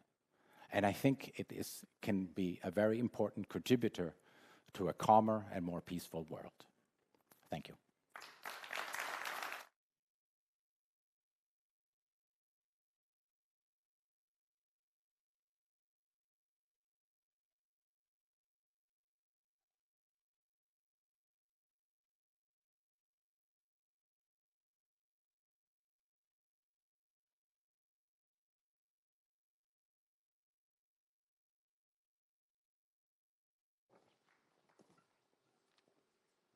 I'm excited to welcome Maya Anson up onto the stage to perform Thinking Out Loud.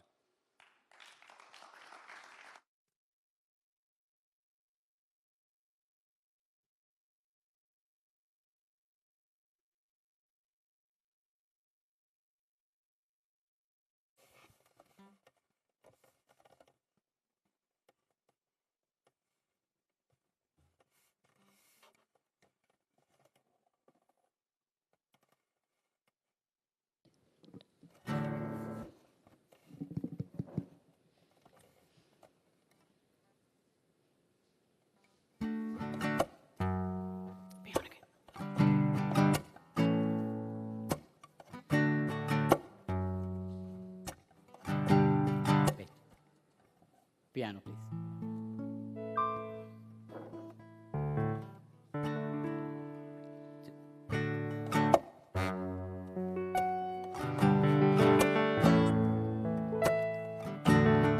When my legs don't work like they used to before,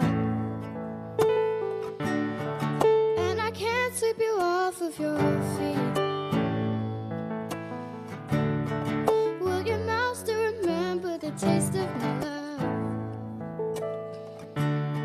Will your eyes still smile from your cheeks? 'Cause darling, your soul can never grow old, it's evergreen. And darling, I will be loving you till we're 70. I'm thinking about how people fall in love in mysterious ways. Maybe just a touch of a hand. And me, I fall in love with you every single day. I just wanna tell you I am. So baby, now take me into your loving arms. Kiss me under the light of 1,000 stars. Place your head on my beating heart. I'm thinking out loud. Maybe we found love right where we are. Where my hair's all gray and my memory fades, and the crowds don't remember my name. Where my hands don't play the strings the same way. I know you will still love me the same. 'Cause darling, your soul can never grow old, it's evergreen. And darling, your smile's forever in my mind and memory. I'm thinking about how people fall in love in mysterious ways. Maybe just a touch of a hand.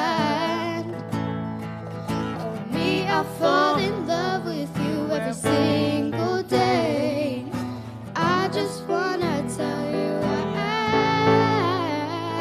am. So baby now, take me into your loving arms. Kiss me under the light of 1,000 stars. Place your head on my beating heart. I'm thinking out loud. Maybe we found love right where we are. Maybe we found love right where we are. Maybe we found love right where we are.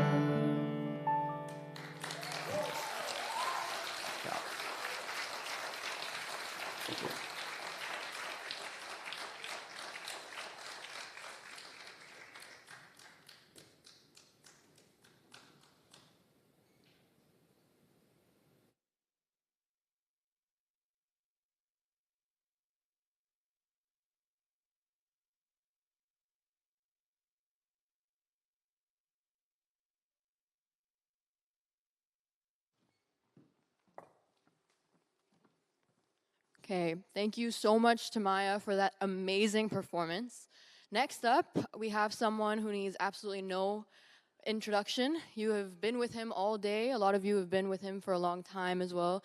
With his participation at OSC, he is everywhere and he is nowhere somehow. I can't find him anymore. But I am very happy to welcome Seneca to the stage to talk about giving room for independence.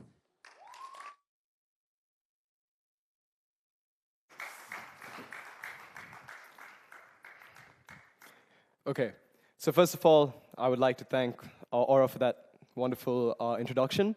But I would like to start, going through not just a brief introduction, but a little bit of who I am myself. So I've been living in Sri Lanka for 15 years.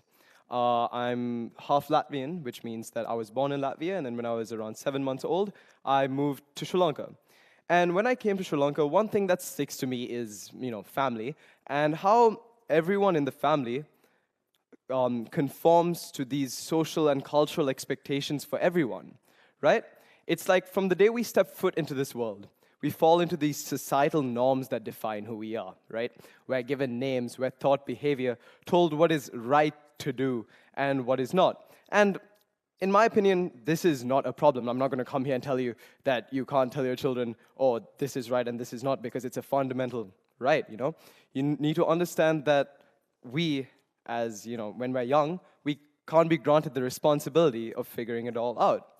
But I'm saying this in a more longer perspective, right? If you're carrying it out for the future, is this really a good thing to have, having someone control you and tell you what you should do and, what not to do?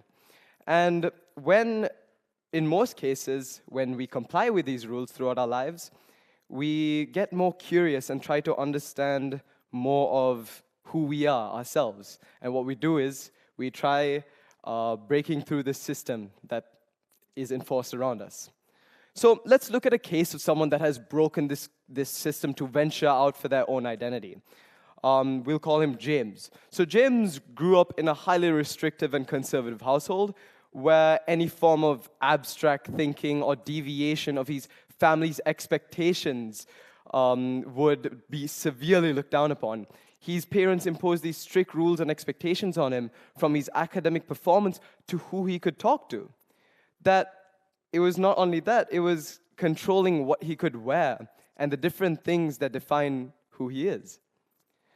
And as James entered his teenage years, what do you expect? He began to rebel against these confined rules that were implied on him, and he tried to seek an escape from the pressures.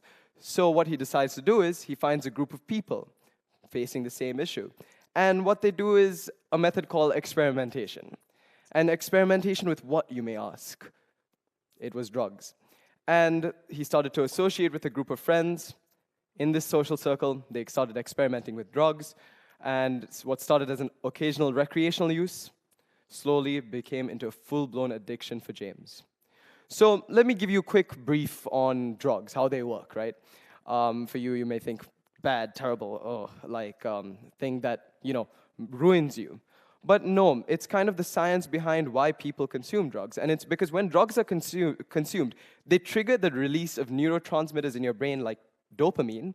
And what happens in this sense is you kind of feel this elevated sense, which James, in this sense, used to try to find himself, right?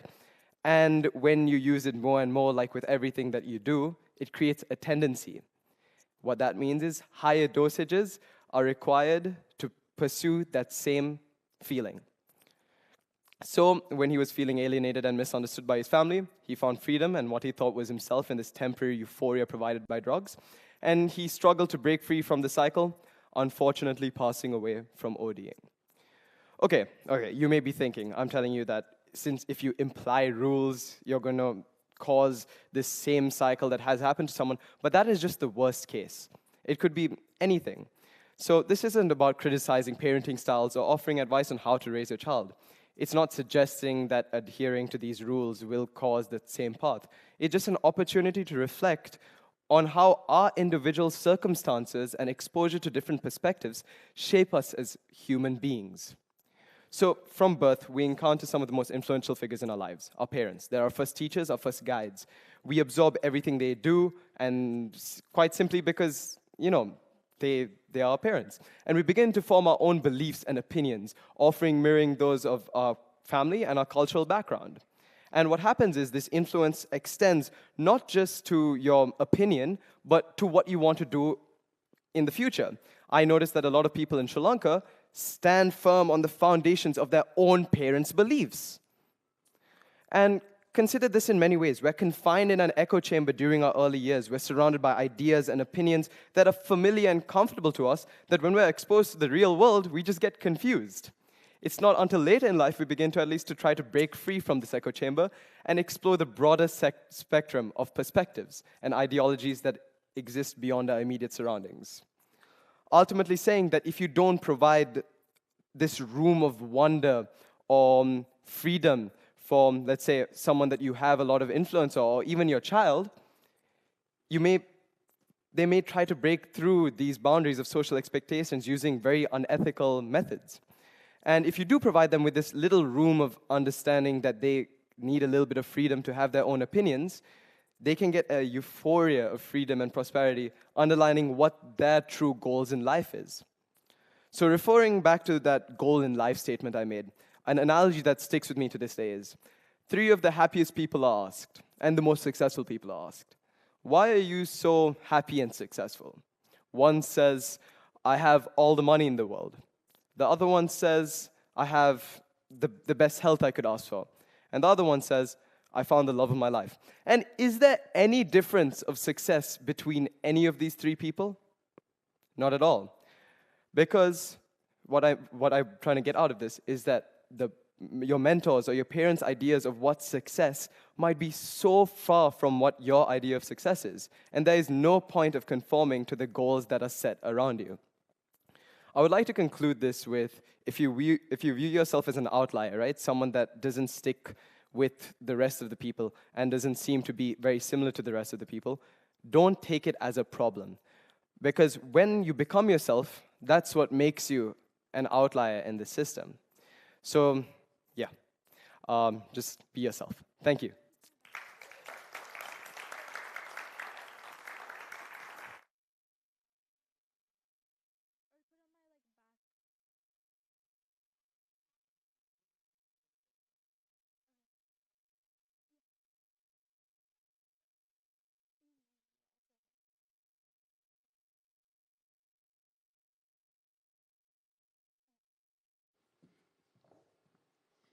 Thank you so much to Seneca for sharing his interesting and unique perspective, something I think a lot of us kids would, have really appreciated bringing this to light. So next up, I would like to introduce Isha Sinha. She's a grade 8 student with a passion for discovering new things about the world and life. She's going to be talking about her self and external perception.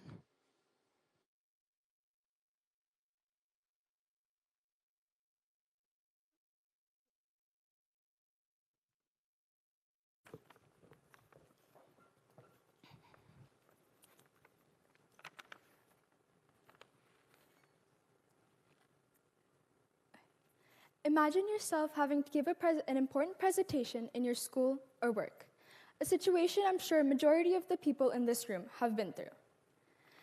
But you have spent weeks and weeks practicing on end in front of your mirror, and then time finally comes and you have to give the presentation. But all you can think about is what other people thought about it, their opinions, and whether or not they even liked it. Thinking about this and wanting other people's insights on yourself is completely normal.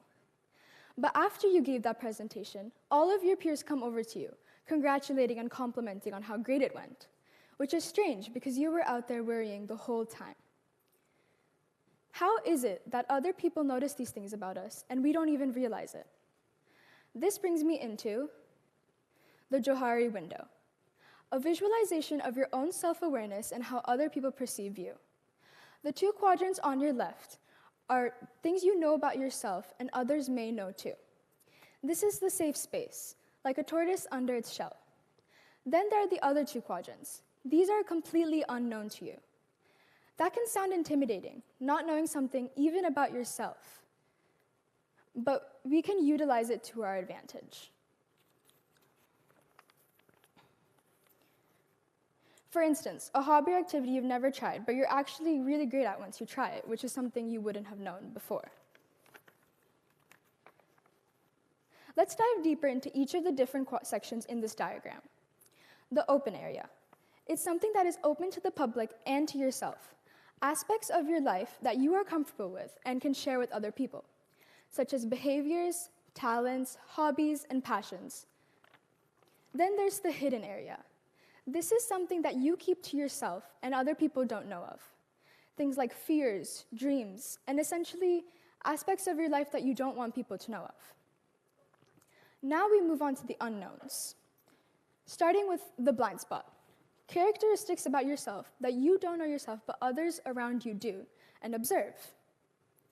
This can be great for constructive criticism and learning qualities about yourself that you may usually miss. And learning about these is very important. However, excluding critiques, you can utilize this to unlock something completely new about yourself, such as a new talent or personality trait that you usually would have missed. This is crucial for personal growth and gaining insights on yourself.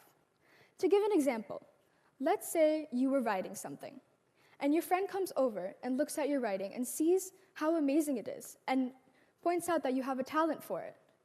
But you, looking at your own work, would have never realized that you had a talent for it, and you need that insight from other people.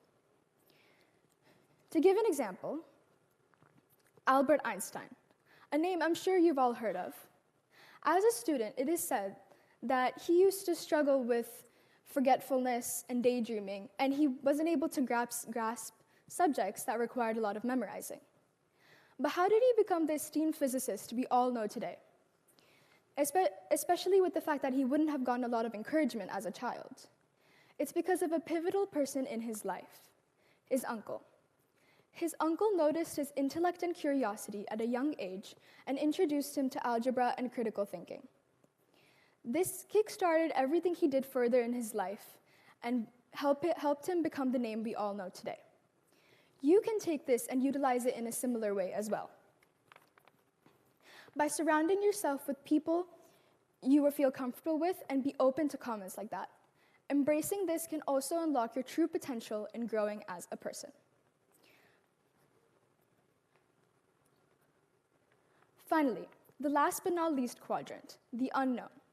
This quadrant is quite mysterious with the fact that it is something about yourself and your identity that neither you nor anyone else around you knows. But despite the fact that it's something no one knows, it does not mean we can't figure it out. You can always unravel it by trying new things and taking risks, encouraging you to get out of your comfort zone and learn new things about yourself. Because, for instance, a hobby or activity you should try, and once you try it, you found out you're actually great at it. But before you try it, the thought wouldn't have even occurred to try something out like that. You can see this in the artist Frida Kahlo. Up until the age of 18, she was actually planning to become a doctor, but then she got into a nearly fatal car accident, and that caused her to spend months bedridden under a lot of pain and undergoing a lot of surgeries. In this time of reflection and isolation, she started painting. But the only subject she had was herself in the mirror. So she started painting herself. And if it weren't for that accident that she had at 18, she would have never started painting seriously, and it would have never started her art career. All of this goes to show how powerful these multiple different perceptions are for ourselves and learning more about our identities. Looking at these remarkable individuals shows the impact of the topics within the Johari window. By understanding the difference between how we perceive ourselves and how others perceive us can help us unlock a large spectrum of our identities. Take this information, seek out those new strengths, and try new things. Thank you.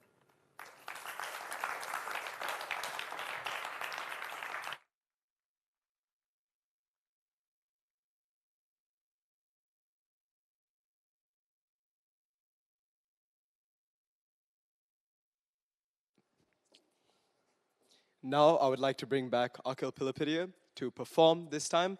And usually when this man starts performing, you leave the space singing the song or, remembering what he sang throughout the day. Last time he performed Lost in Japan, I could not get the lyrics out of my head. So please welcome Akhil back on stage.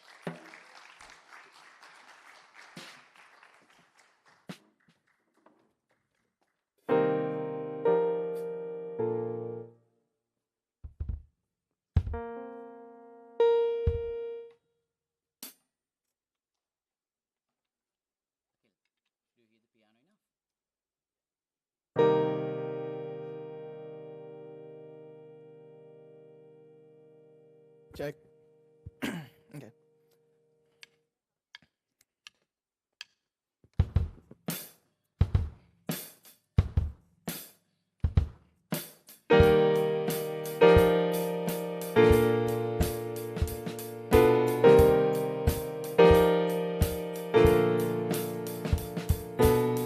Sunday morning, rain is falling, yeah.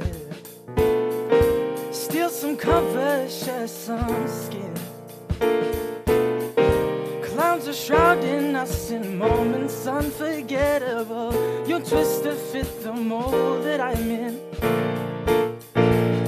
But things just get so crazy, living life gets hard to do.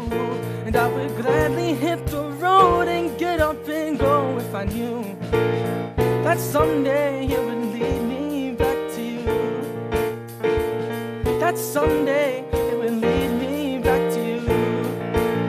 That may be all I need. In darkness she is all I see. So come and rest your bones with me. Driving slow on Sunday morning, and I never want to leave. Fingers trace your every outline. Paint a picture with my hand. Back and forth we sway like branches in a storm. Change the weather, still together when it ends. That may be all I need. In darkness she is all I see. So come and fit your bones with me. Driving slow on Sunday morning, and I never want to leave.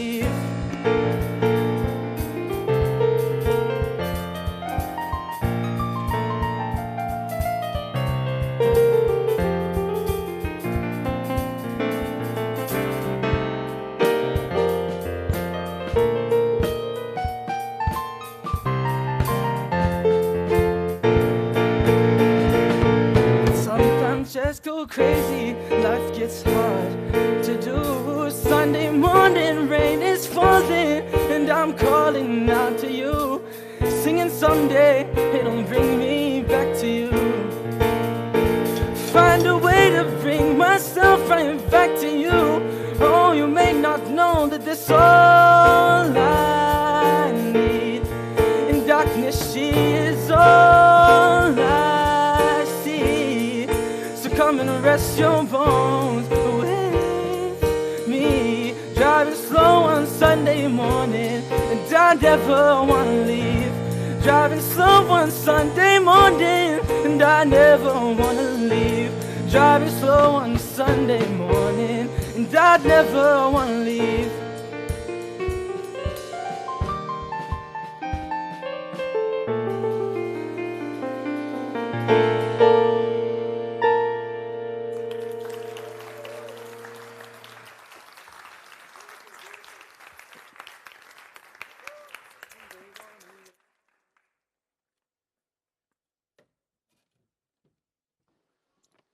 Okay, thank you, Akhil, for that lovely performance, getting us all hyped up for tomorrow, Sunday morning.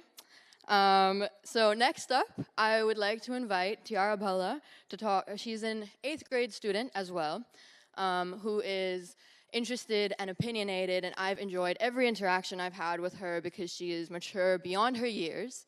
And I'm very excited to hear her talk about the new age media and its impact on teenage interactions and self-perception.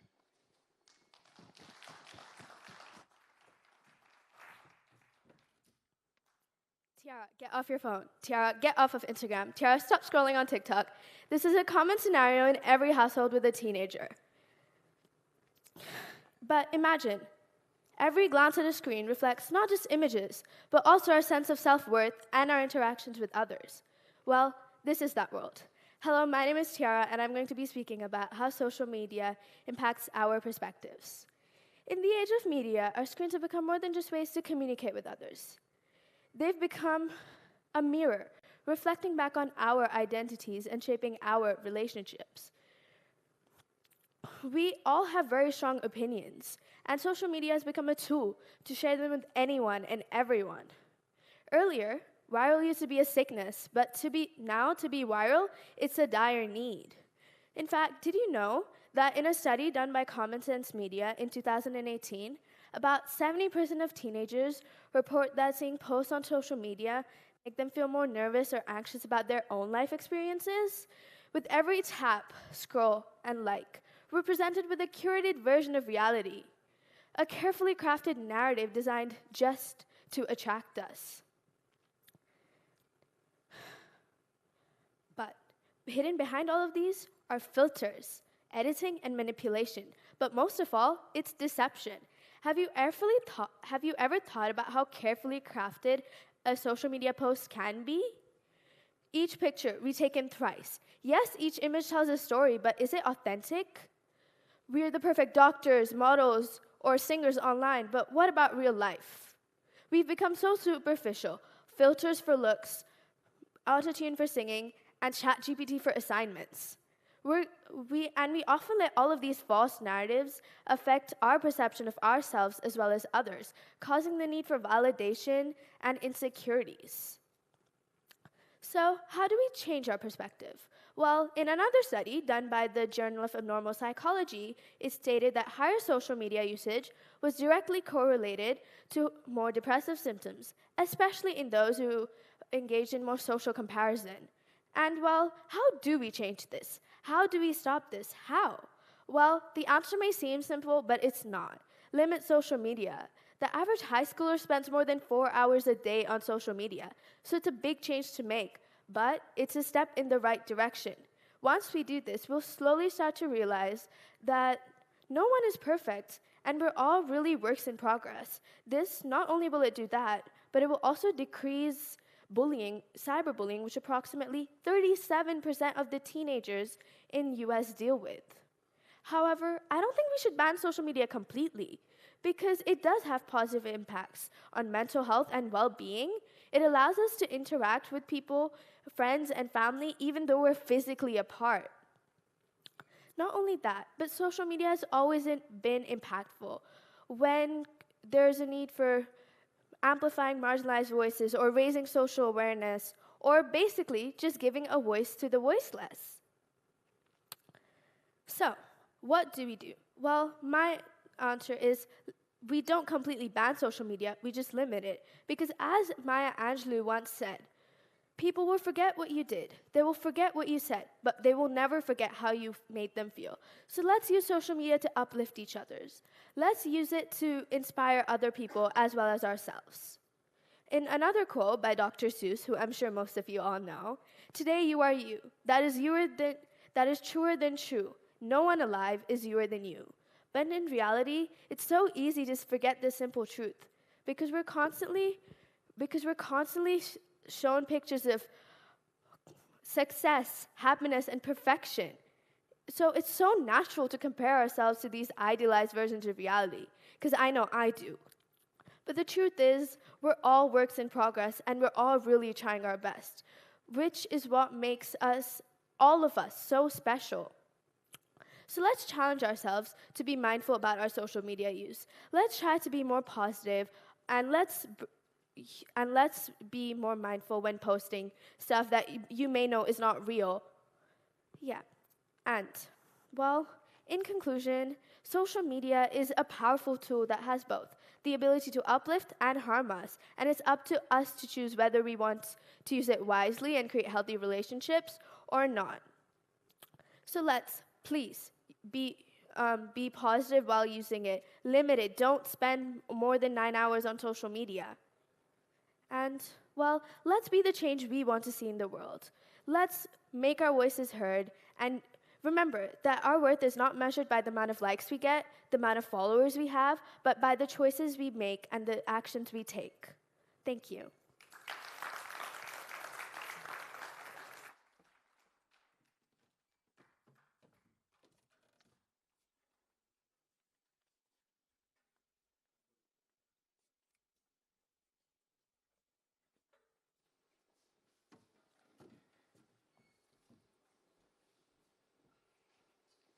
Now, can we please welcome Mr. Mullen performing a solo of Have I Lately? I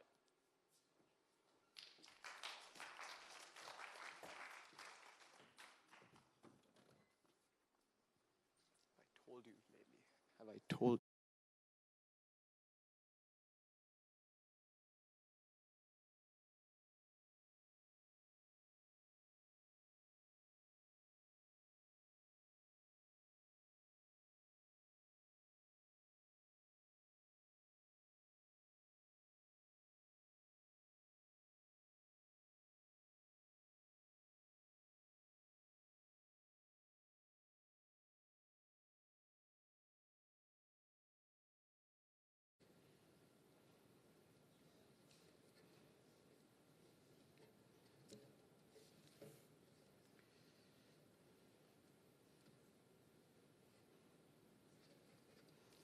Hello, my name is Marlon, and this is pretty unplanned, and I'm trying to put something different, a ballad, to you all to enjoy.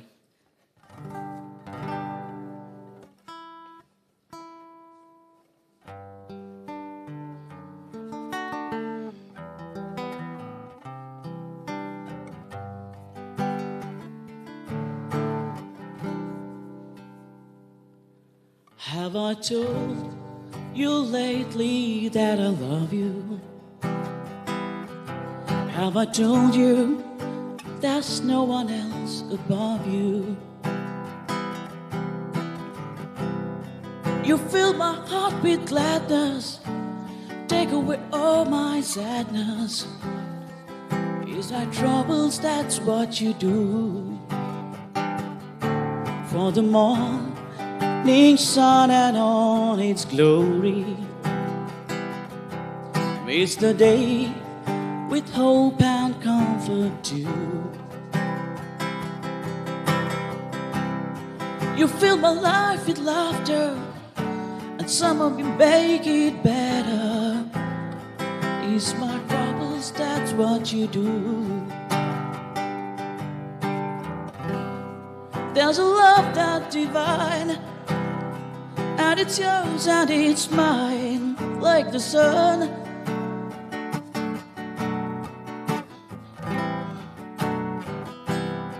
And at the end of the day, we should give thanks and we pray to the one, yeah, to the one. Have I told you lately that I love you? Have I told you there's no one else above you? You fill my life with gladness, take away all my sadness, and ease my troubles, that's what you do.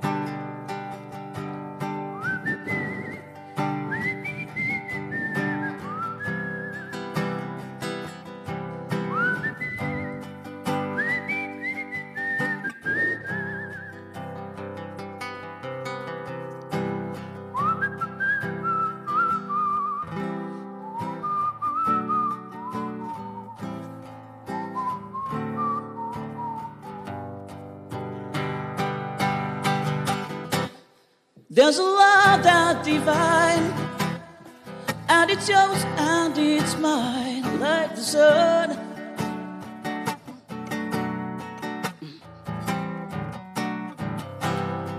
And at the end of the day, we should give thanks and we pray to the one, yeah, to the one. Have I told you lately that I love you? Have I told you there's no one else above you? You fill my life with gladness and take away all my sadness. Ease my troubles, that's what you do. You fill my life with gladness and take away all my sadness. Ease my troubles, that's what you do.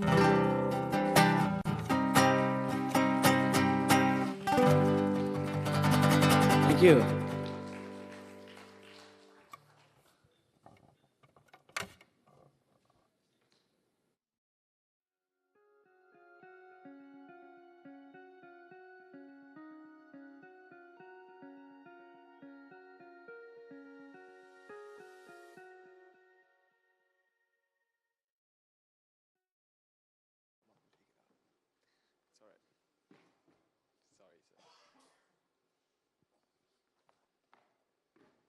What a wonderful performance by Mr. Mullen to be trailing into.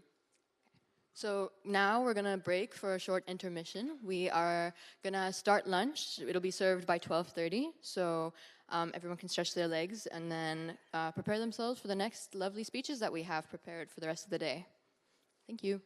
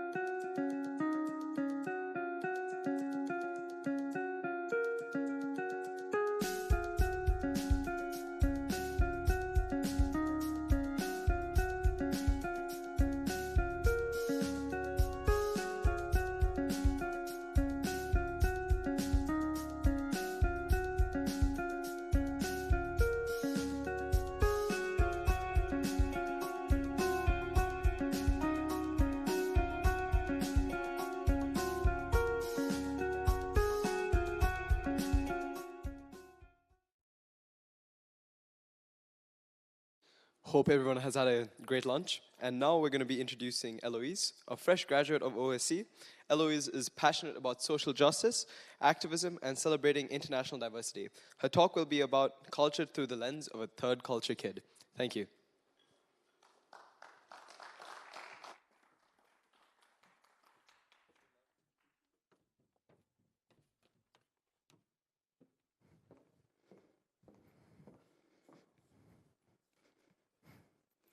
Third culture kids don't consider themselves half a nationality.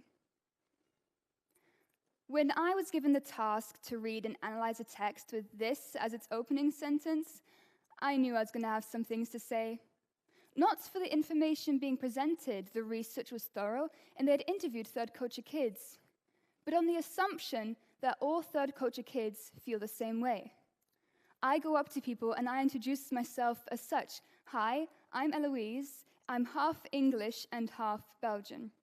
So yes, some of us do consider ourselves half a nationality. But it brings up an interesting question of identity. Identity consists of what makes you, you. Your religion, your ethnicity, your beliefs, your values, and your culture. Culture. That can be difficult to understand and explain as a third culture kid. Because, as the name implies, it isn't our first culture or home culture that we grow up in. It isn't the second culture that we live in that represents us. Instead, it's a mix between the two. How do our experiences make up our identity as third culture kids? To understand this, there are some variables that need to be defined. According to Emma Marshall-Jones, a clinical psychologist at the University of Basel in Switzerland, third culture kids, or TCKs, are children of expatriate parents who live in a culture other than their country or that of their parents for a significant part of their childhood. How did they become TCKs? According to David Pollock, an American sociologist, they moved due to a parent's choice or work. TCKs find themselves abroad with their parents, who usually work in embassies, as teachers, or military personnel, amongst others. As a result, they're exposed to a wider variety of cultures. Now, culture is defined in two main ways: the arts and other manifestations of human intellectual achievement regarded collectively, and the ideas, customs, and social behaviors of a particular people or society. Now, if I were to highlight these three words, you can see that culture is shaped through collective experience. TCKs engage in many different groups, so share a variety of experiences with a variety of people. Now, how do TCKs experience culture? Personally, I've always grown up in 3 countries now, although I've met people who've traveled every single 2. I've had a hard time fitting in. I come to a new school, a new environment with new cultures and new people, and then I have to fit into that space. After having acclimatized and becoming used to my previous community, this becomes so much harder to do when the community around me is also constantly changing. As adolescents, we are changing physically, emotionally, mentally, and now also socially. So for ourselves, it becomes very confusing having to deal with all that, plus our education. I also faced a lack of connection to my extended family, and it is a sacrifice that was willingly made. I chose to live abroad with my parents. I chose to have all these experiences over being close to my extended family. I was never close with my grandparents. I'm not really close with my aunts and uncles or my cousins. There's people who complain about the fact that they get to see their family that often. I've got to go visit my grandparents this weekend. I can't hang out. My aunts invited me over on Tuesday. I've got family function later this week. And they view it in such a negative light, but I envy them for that. I see my cousins once a year, once every 365, 66 days. I wish I could have that close bond that they share. I leave behind my home culture where I have all the comforts I wish for a new one that I am not used to and that won't represent me fully. So how do TCKs handle this transition from the home culture they've left behind to a new one? Certain parts of the culture make their way into TCKs' daily lives, as peers from nations across the globe cultivate miniature realms, sharing things from their own culture. This way, customs, languages, and more coalesce, creating hybrid or third cultures. However, it's still very controlled, almost like a terrarium. Everything in a terrarium is carefully placed there, thriving in its own environment.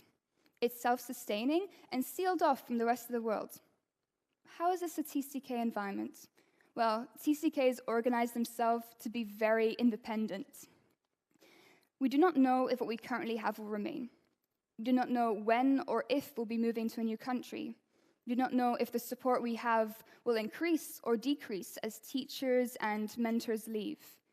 We do not know what our future holds, so we look to ourselves for that support. We are sticking ourselves in a bubble away from the world that we are meant to experience. And we do not experience that the same way. TCKs kind of counter the concept of living abroad to experience host cultures and events, but we will never truly experience these events like locals do. An example of this is the 2022 economic crisis here in Sri Lanka. The biggest struggle I faced as a foreign TCK was not being able to do my homework because there were power cuts and my battery was out of charge. I had to be sent home one afternoon because school was uncertain if students could get home safely due to protests. But for locals, they had to struggle with much more. They lost their jobs, they lost their stability, they lost their trust in a government that was meant to represent them. We have been shielded so much as TCKs, more than people realize. But of course, TCKs learn to embrace the positive opportunities they have faced. You take up an international standing, exploring multicultural ideas, and see new sights and perspectives you wouldn't have otherwise. We learn to deal with the struggles we face.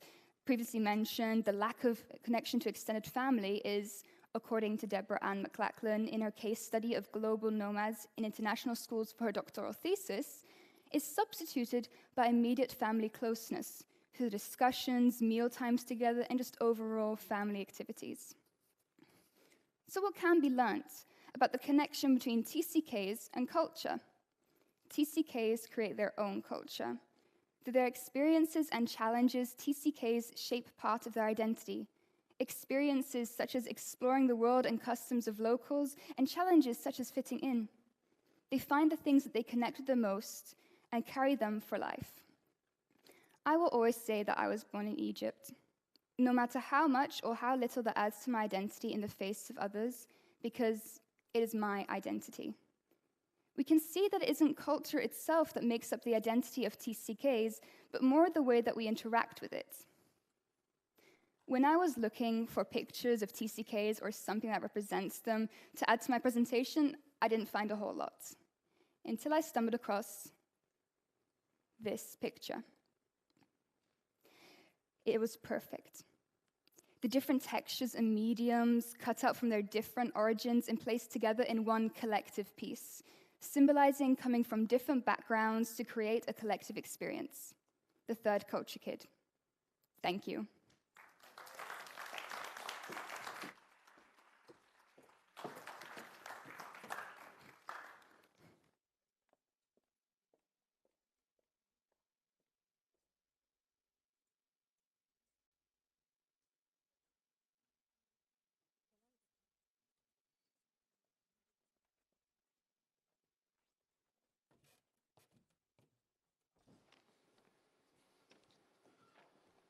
Thank you, Eloise, for that wonderful talk. Now, I'm extremely delighted to announce Ms. Rongika Kurupu to enter the stage. One of the best digital design teachers I've ever had, keeping our class very lively. She's an IB educator and Department of Learning leader, robotics, which I'm also doing with Ms. Kurupu. And yeah, so her title is Algorithms of Life, How Everyday Routines Mirror Computer Programs. Thank you.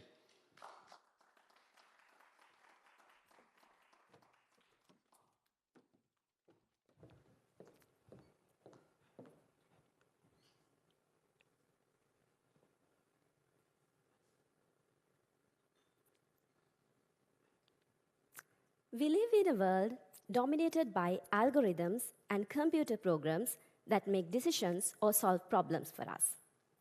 But what if I tell you that algorithms go far beyond the realm of computer science? Today, I want to take you on a journey to explore how algorithms are deeply embedded in our day-to-day decision-making process in most unexpected ways. Algorithms first taught us some of the most fundamental human functions. Think about it. Long before even computers existed, we used algorithms to learn how to count, how to sort, or even to tie our shoelaces. These step-by-step processes are ingrained in our learning and development from a very young stage of life. One of the most remarkable things about algorithms is their ability to decompose the complexity of a problem by breaking it down into more manageable sub-problems. This principle is not just a cornerstone of computer science, but a natural way of how we approach our day-to-day life challenges. Now let's delve into the concept of algorithms of life. This perspective refers to the step-by-step processes and routines we follow in our daily activities to achieve specific outcomes. These algorithms are akin to the sequences, selections, and repetitions, as you can see over here. Algorithms used by the computers can also untangle very human questions.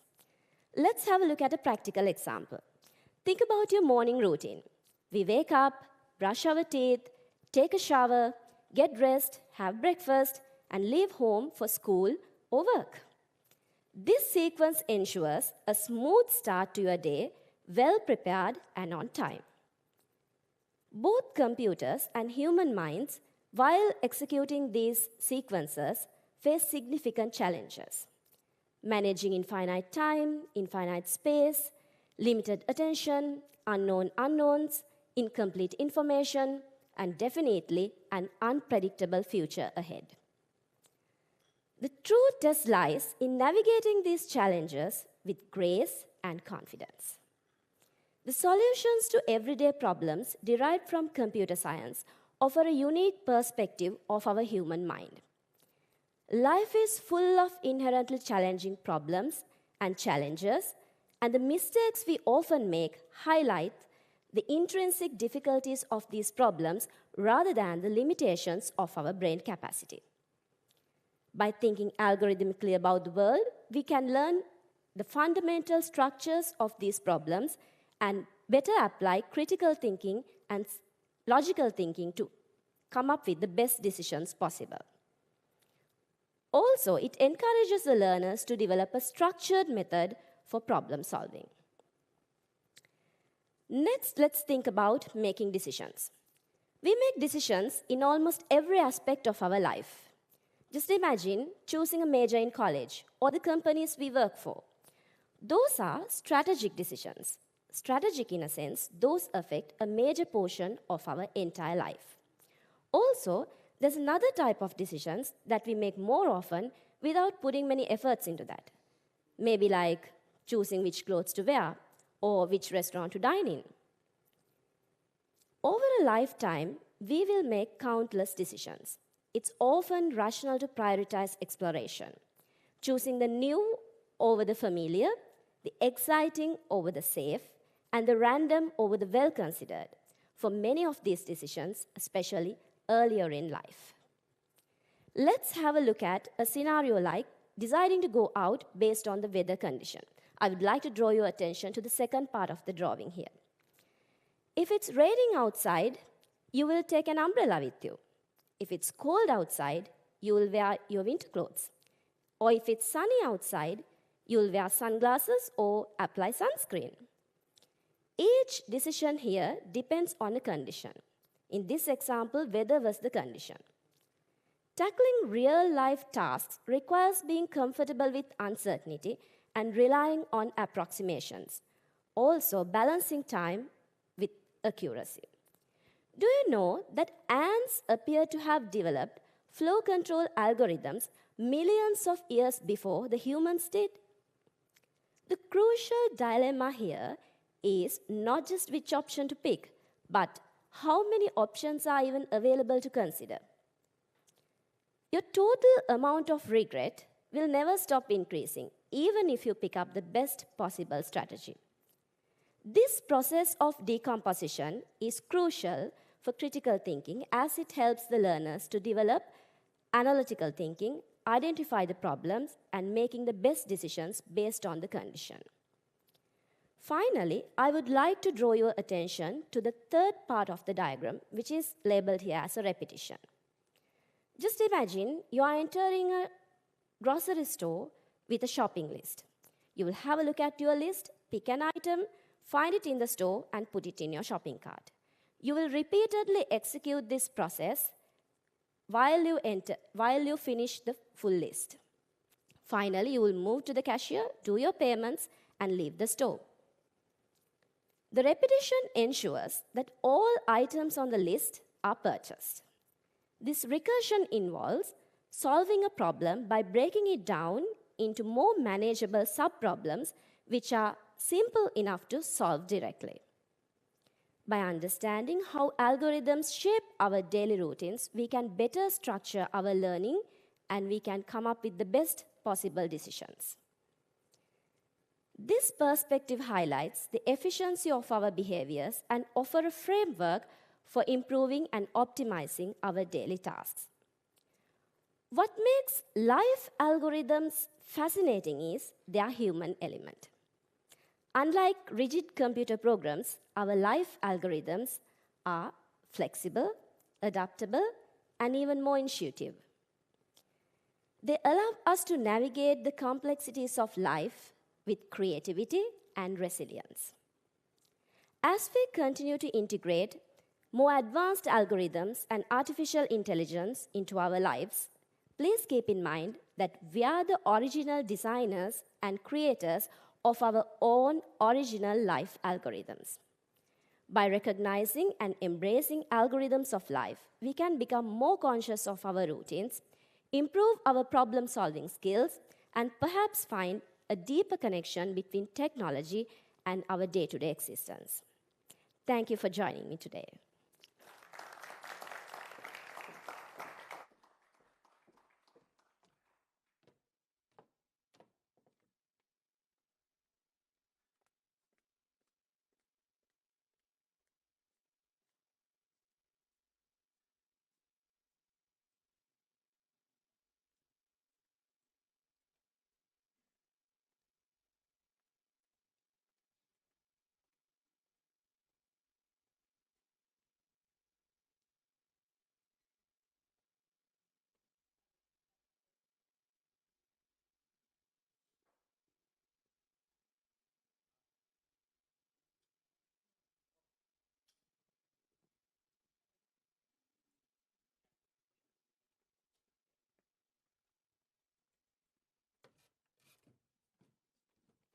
Okay, thank you so much to Ms. Karupu.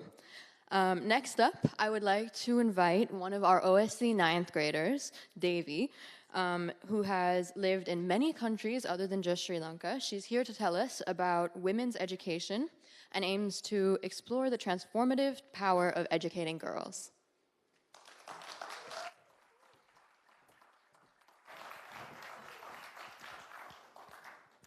Hi everyone, my name is Devi, and I wanted to talk about women's education and the perspectives on women's education and how it affects globally.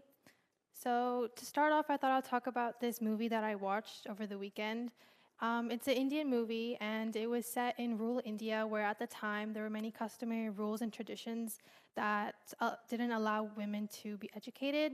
The movie starts where these two women living in separate villages, and they have their own lives, but they simultaneously get married at the same time. The plot starts where both these women are on the train and in the same compartment with their husbands. And because when you get married in India, you wear like the same bridal clothes, and they had a veil covering their faces, so you couldn't tell the difference between them. So after the train started moving, it was nighttime. Somehow their seats got switched, so they were sitting next to people that weren't their husbands. And the first stop came, and one of the husbands just grabbed his bags and took his wife's hand, thinking it was his wife, but it wasn't. And since her face was covered, she also just assumed it was her husband. They didn't realize until they got to his house when their family was really excited to meet her, and they removed her veil and saw that it wasn't her. And they were in disbelief and shock that, it wasn't the same person he married. The same thing happened to the other woman and her husband. So basically, they were asked questions like, where are you from? What village? What's your house address? The address of your husband? They had no idea to any of these questions because they were never taught anything about like their life outside of being a wife, outside of cooking, cleaning, things like that. They were never seen as they were seen worthless because they were not seen as people that should know important information. So they were not allowed. They didn't even know like where the house of their address. So they were both lost. And so I feel like the movie really explained in a funny but strong way how important it is to educate women and what a great injustice it is to the world that we're not educating everyone. So to start, I thought I'll explain why I'm talking about this and what exactly I'm talking about.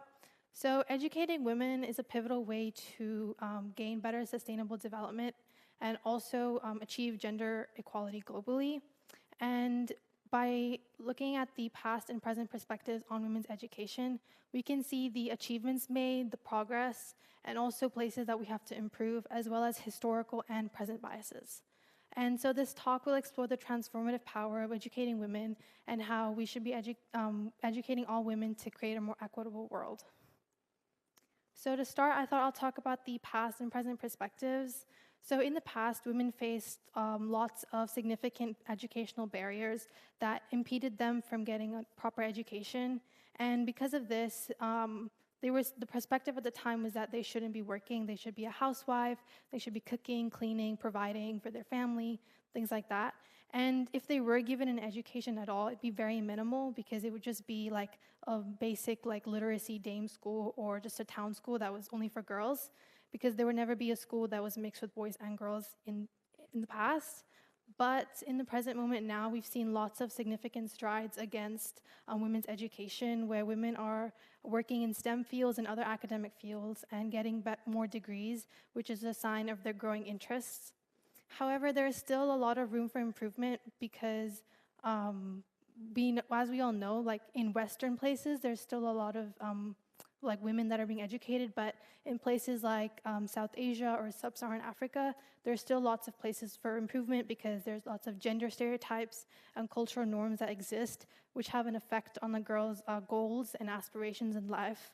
And as well as that, enrollment rates and graduation rates also fall back a lot behind the boys, which just shows the places that we should be improving on. So what are some challenges in women's education? What are the reasons that not all women and girls are being educated? The first one is persistent gender disparities.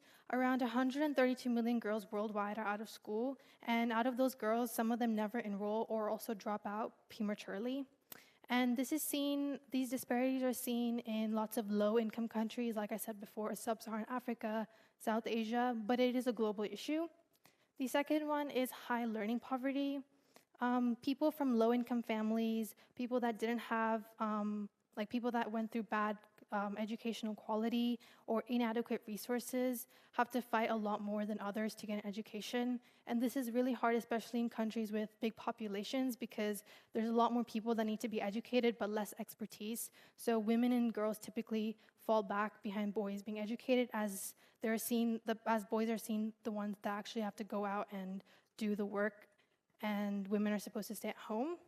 The third one is gender bias. So there's lots of gender stereotypes and gender biases that occur in school environments and workplace environments that can and this can be seen as like lower expectations from teachers. There's lots of influencing subject choices from their families on like what subject or job they should pursue if they do get educated. And there's a lot of times where the boys are prioritized over the girls, and this is because of cultural norms and societal barriers. Another one is labor force gaps.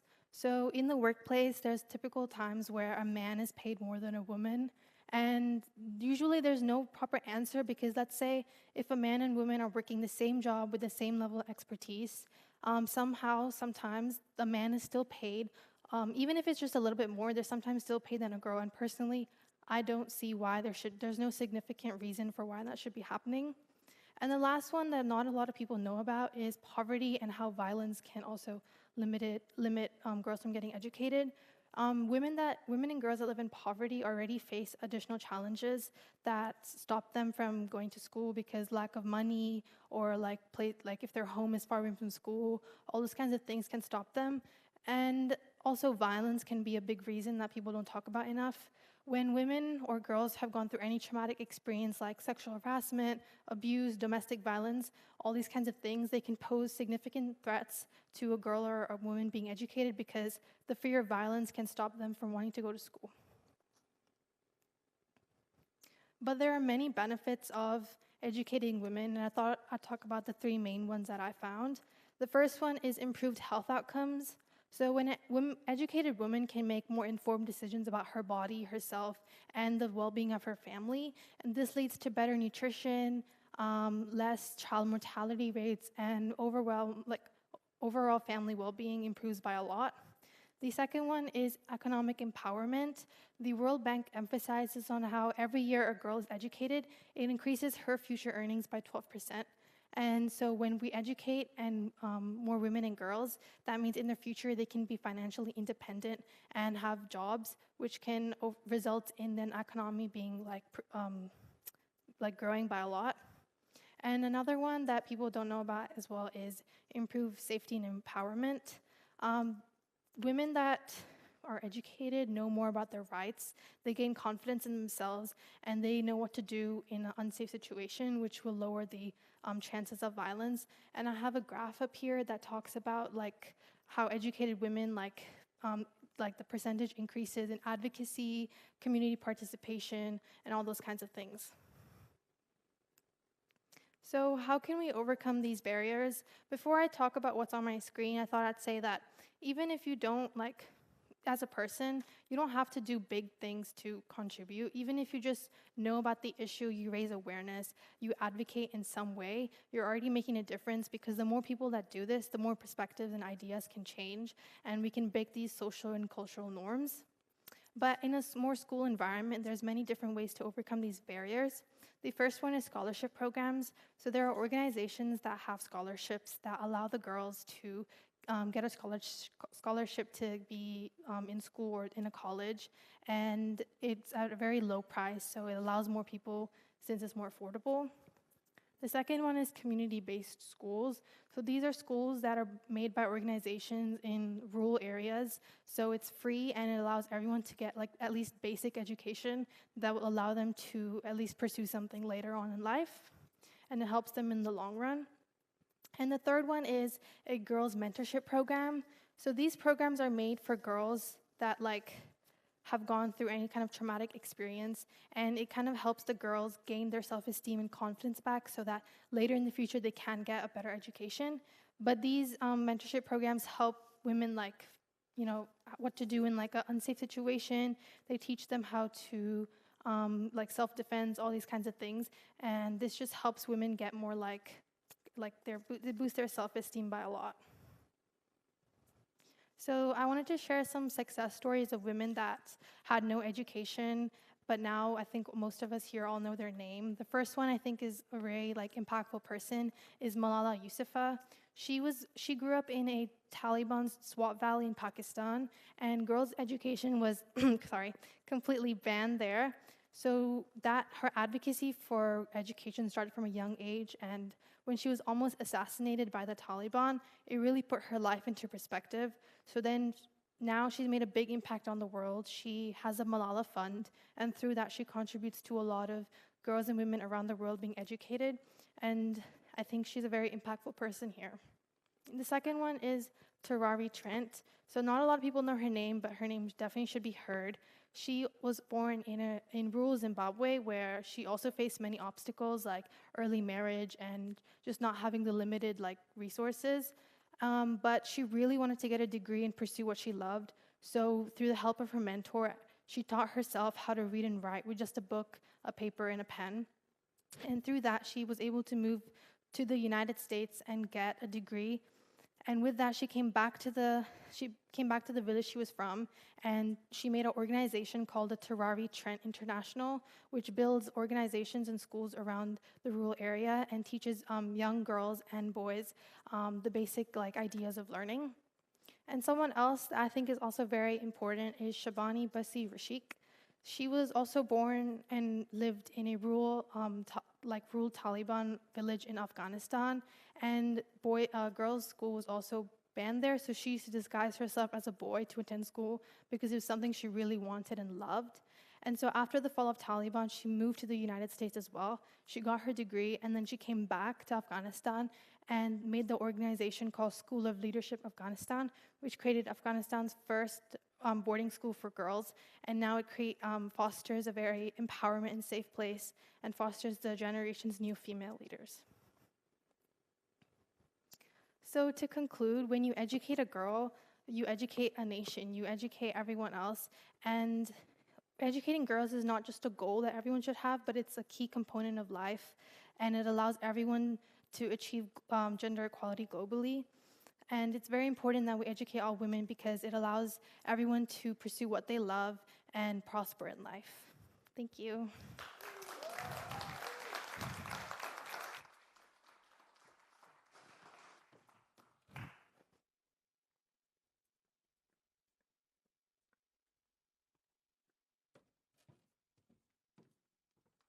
Thank you so much to Davy for that lovely talk.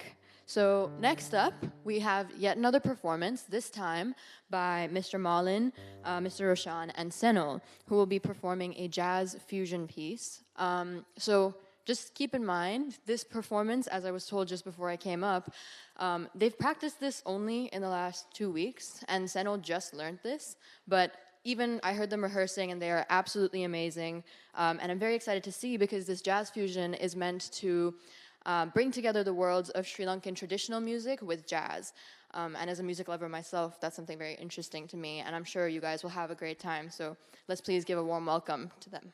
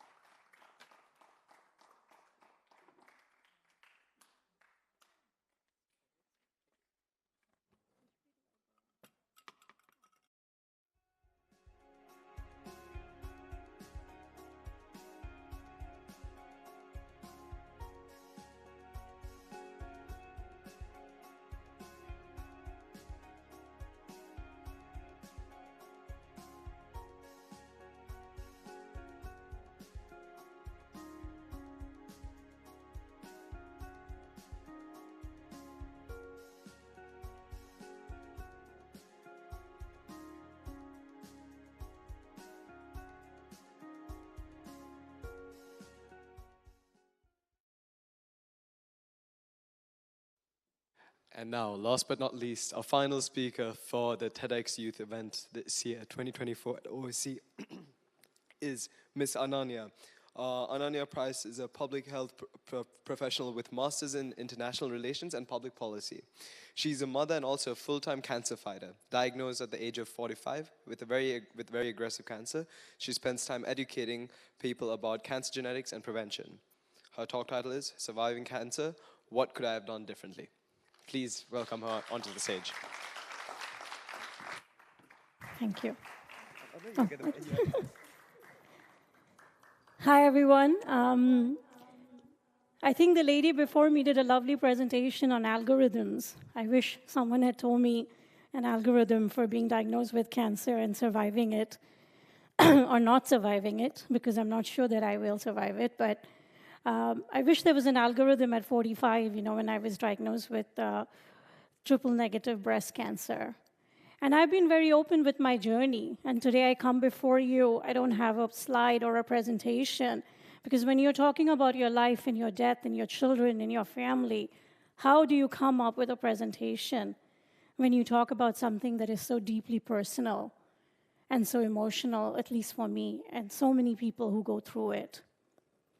So when I was 45, just like a lot of you, I was living my best expat life. I was at the peak of my health. I was a Zumba teacher. I was a public health professional. I had two beautiful children who were 4 and 8 at that point. They are now 9 and 13, Avantika and Malaika. They've told me, don't mention my names, but I am so proud of them because they've been on this journey with me. And they've grown up to be such incredible, resilient human beings because of what they've been through. So there I was, living my life, but taking my health for granted because I was healthy. I didn't feel there was anything wrong with me. And I, had a few health challenges. I was a little tired. We were living in Nepal.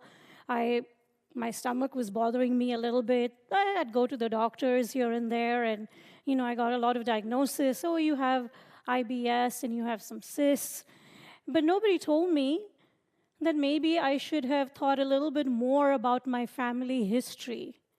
Because on my father's side, I had 3 maternal aunts who had breast cancer later on in their life, but they did. And I didn't know that I carried a mutation in my breast cancer gene. So you see, all of us get a copy of the gene from our parents. We get 1 copy from our dad, we get 1 copy from our mother. And it's known as the BRCA. They actually named it, the scientific community named it as the breast cancer gene, the BRCA1, the BRCA2 gene. You have it, I have it, everybody has it. But in my case, the BRCA2 gene does not work very well. There is a mutation in my gene. So it means that it does not work as it's meant to. So I'm more prone to getting aggressive cancers like triple-negative breast cancer, which I had and I was diagnosed with in 2019, ovarian cancer, pancreatic cancer, etc. So I didn't know that. I mean, I was young and healthy, and, I was getting my mammograms and things like that and doing my regular checkups. And I didn't know that, my aunts had it, but did I ever think about being tested? Oh, sorry. And I never thought about getting tested for it because, nobody in my family, in my Indian side of the family, my aunts didn't get tested for it. My dad, who had colon cancer, didn't get tested for it. So it was just by sheer luck of chance that, I walked into a little lab in India because I wasn't feeling so great. And I said, could you please run an oncogene panel on me? Because I don't feel so well, and the doctors keep saying you're just stressed out and you're anxious and you're too worried and, you're not feeling so great. So, but I was convinced something in my inner voice was saying that I just wasn't, something was not sitting right. So I think, what could I have done differently? I could have taken my family history a little bit more seriously. But I was so busy being an expat and running around, and every time we went back home, I didn't have a dedicated doctor or a OBGYN or a GP because, we were living overseas and we were just going from here and there, and, I was working in public health and living a stressful life. I wish I had this doctor that I could go back in my 30s or in my 35s when I started my mammograms, and talk a little bit more about my history, of my family history, and maybe he or she would have guided me to get the genetic testing done a lot earlier. And what could I have done with that knowledge? I probably could have, saved my life. I mean, I think you know maybe about Angelina Jolie, and when she got famous because she had preventive mastectomies and oophorectomy to remove her breasts and her ovaries because she found out that she carried a mutation in her BRCA1 gene. By the time I went to a little lab in India, just out of my own intuition, and found out that I had the mutation, and at that time, all hell broke loose, and me and my family, we rushed back to the US, and I contemplating getting my surgery done. And the doctor said to me, well, before that, you need to get an MRI, because we need to know what's going on before we do this preventive surgery. We were in Nepal, I went to Thailand, I went in for the MRI. 24 hours later, I get a call saying, you need to come back because you have breast cancer. And I'm like, how is that possible? I was going in for, a life-saving preventive mastectomy. How could I have breast cancer? But they said, you do. And not only that, you have triple-negative breast cancer. And I said, what do you mean, breast cancer? A lot of women have breast cancer. What is triple-negative? I don't know what that means. Don't I just take a pill and, I get some kind of a hormonal, tamoxifen or something else, and, I'll be okay? And they said, no, your cancer is not hormone-driven. So you cannot take tamoxifen, or you cannot take Herceptin, or you cannot take any of the hormonal therapies.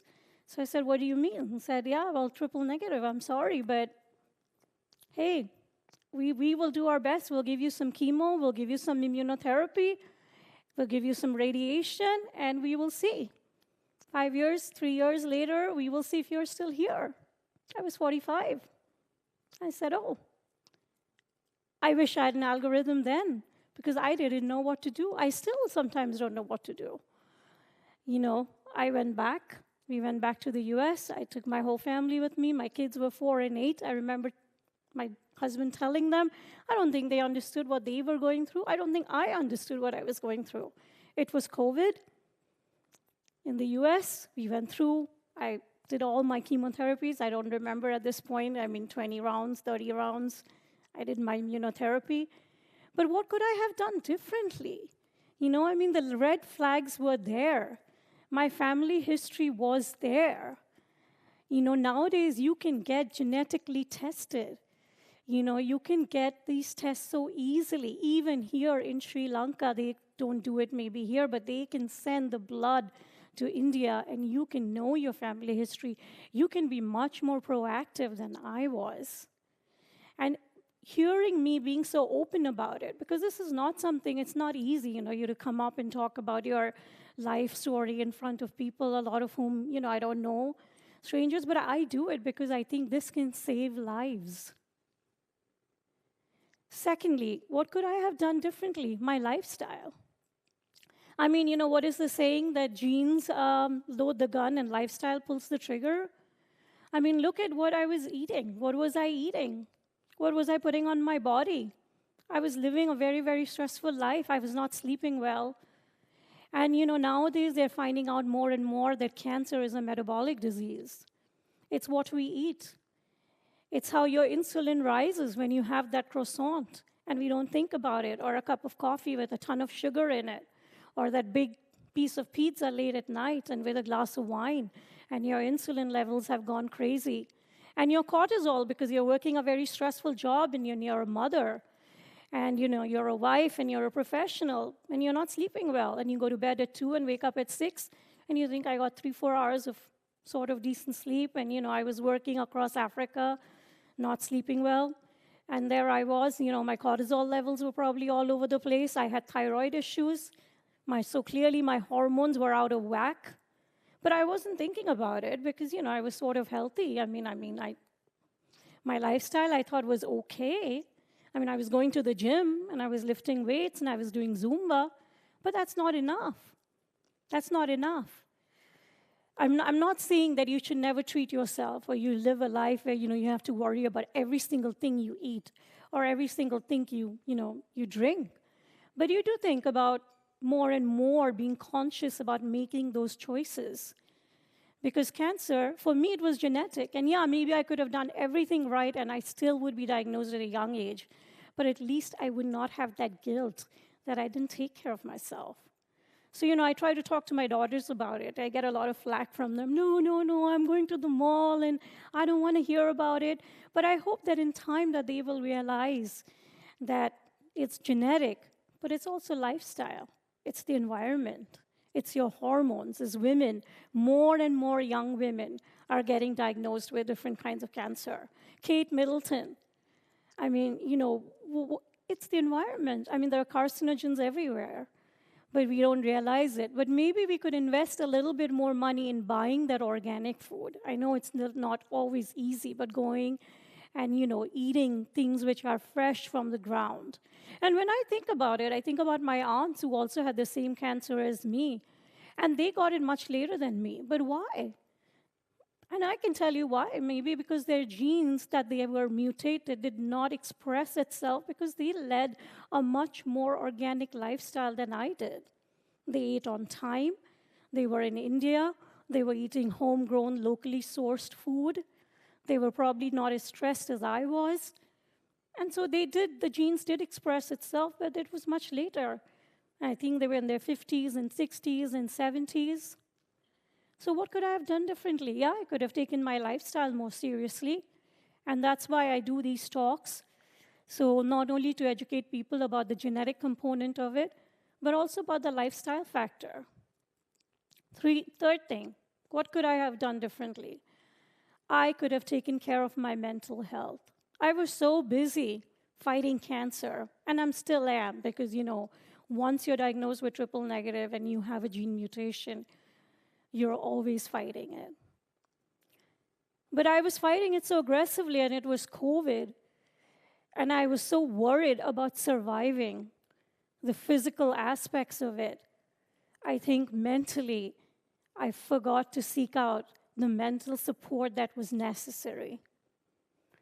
I needed to go to do a lot of counseling at that point, but then we moved to Sri Lanka. And much that I love Colombo and I love you guys, but it's not easy to move into a new country and walk into a mom's group and say, oh, by the way, I'm Ananya, and I'm new, and guess what? I also have or had this disease. It's not easy. But you can make it easier if you get the support and you get the counseling and you get the therapy. And there is nothing wrong with that, because this is a hard fight. And you're in the fight of your life. And you will hear a lot of people say, but I'm a cancer warrior and I beat cancer and I did this. But for me, I have to say it's challenging. Especially as a mother, I look at my young kids every morning and I face my mortality. And I wonder, will I see them graduate? I don't know. I've had a lot of health issues along the way. I've had a lot of side effects from all the aggressive treatments I have done. And today, if you ask me, are you a cancer survivor? I don't know, because I will go back to the US and I will go to my doctors and I will tell them, look, I've been losing some weight and I have some bone pain. And I will pray to God and I will pray for a miracle that it'll be osteoporosis, and I will take everything else, but hearing that I would still like to hear the words, yes, you're still in remission. And that's what I'm hoping for. But I hope that my story and my journey and my talking in front of people, because this is not always easy, because you're talking about something so personal. But I hope that this can save lives. And I've had women come up to me and say, you know what? After hearing your story, I went and got that mammogram. And I said, well, if you have dense breasts, do you know that mammogram does not always pick up breast cancer? Nobody ever told me that. It's a breast MRI that you need. So push for it. Be your own advocate. Don't let people just tell you that, oh, you're just tired as a woman, or, you're not just feeling well. And, Push for what you feel. And if you feel that a mammogram is not adequate, you can get an MRI. Talk to your doctor about it. Don't be afraid, because this is your life. And believe me, you don't want to come to the point that, where somebody tells you that you have cancer, because it is not easy. It's not easy for you. It's not easy on your family. It's not easy for your loved ones, no matter what. And I don't want to be morbid and depressing, but I also want to be realistic. And I know that, whether I survive it or not, if I die, I'm 50 years old, so, I've been fighting this for the last 4 or 5 years, pretty much every single day of my life. And whether I survive it or not, I know that by talking to you, by talking to my daughters about it, by writing in my journal, my daughters will be tested much earlier than me. They will know what is the right thing to do. They will understand what their mother went through. And I hope and pray for them that my journey will live for them, and they will live a much, much longer life, because they will know, and knowledge is power. So don't be afraid. When I was tested, my sister went and got a test. Thankfully, she is BRCA negative. She doesn't carry the mutation. I asked some of my cousins. Some did the test, some didn't. But I say to people, I say to women and men, it's not only just women, because, men also carry this mutation. Knowledge is power. If you know this, you can do so much to prevent it. So, knowledge, lifestyle, do the best that you can. Not that you can't ever eat a piece of chocolate cake in your life, but be conscious of the decisions that you make. Get that support system, because that's important. Whether that's your family, your counselor at the beginning, and deal with it and face it heads on and believe. Believe in something. If you are religious, believe in your religion or faith, believe in a higher power, and hope and pray for the best for everybody who fights this battle, because it certainly isn't an easy battle. But there is a lot that you can do, and a lot that can be done. And, I feel so privileged that I have access to resources like a Mayo Clinic and Dana-Farber in Boston, that I can go back to my team, and they're willing to take me and see me, and, they're keeping track on me. And I know so many women don't have those resources. So all the more in countries like Sri Lanka and India, where this kind of advocacy, I feel, is so much more necessary. So, it's something that we should talk about. And it's not that we have to cry about it all the time, like I often do, and I break down in tears because I'm emotional about it. But, we should have those women's groups and support groups in countries so that we can educate people and give them the power and the resources and talk and, see what we can do and what's in our little power that we can do to save lives. So thank you.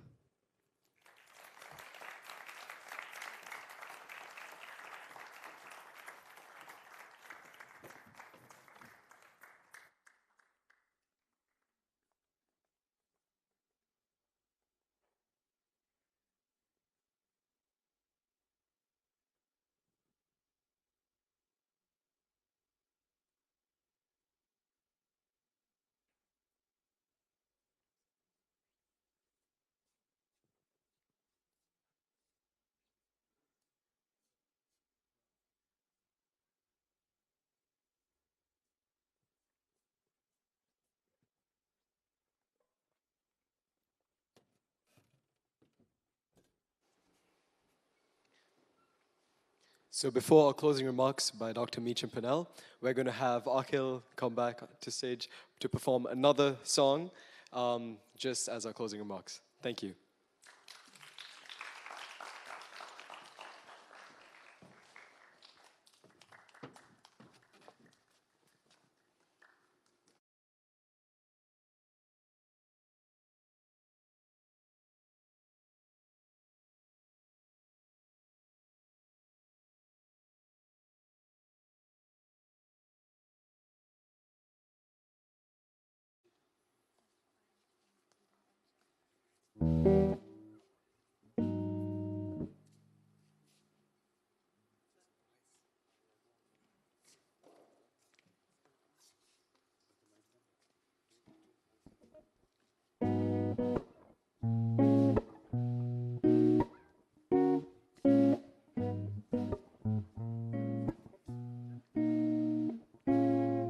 testify. Oh, my mic.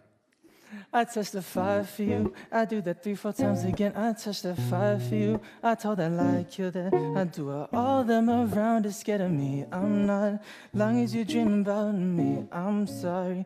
Mobbing, scheming, looting, hide your bodies. As long as you dreaming about me, ain't no problem. I ain't got nobody else but you right now. For the truth, I look better under you. I can't lose when I'm with you.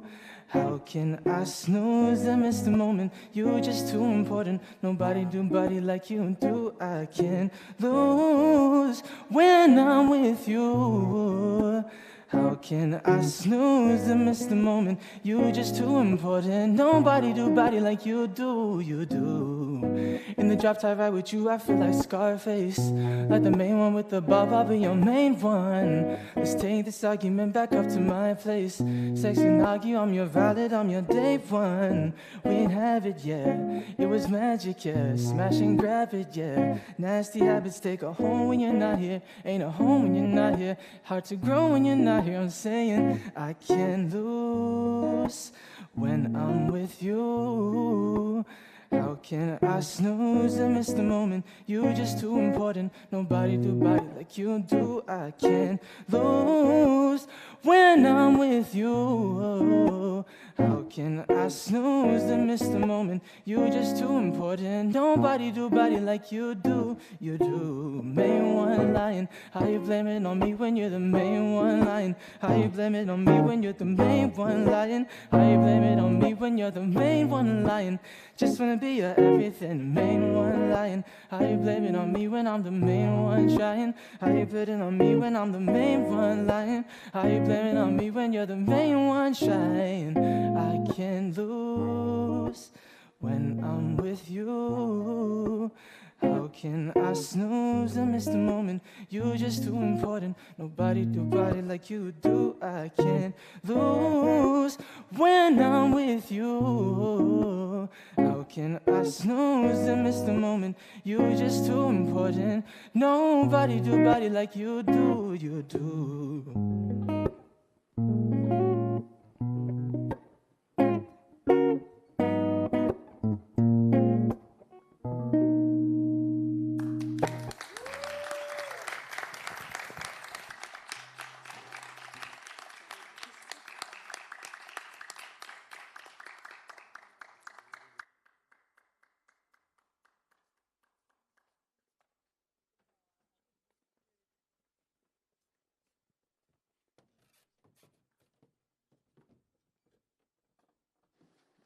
What a wonderful way to end such a spectacular afternoon that we've had so far, with all of the amazing speeches and performances of today. We want to bring a close to this evening and invite Dr. Meacham Purnell for some closing remarks. Yes.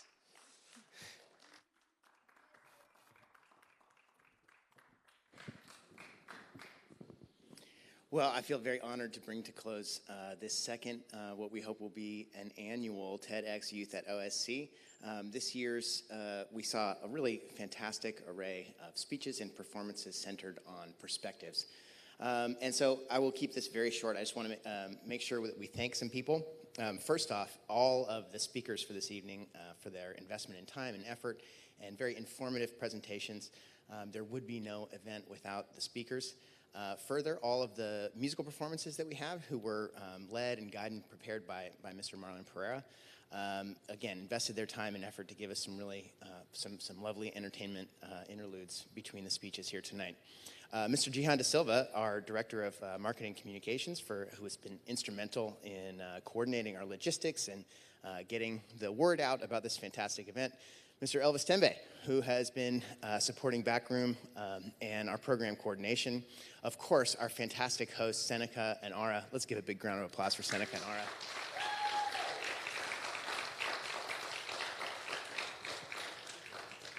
Ara. Today's live streaming and videography has been from Bling Productions. The photography is an organization called Fame. Thank you very much to both these groups.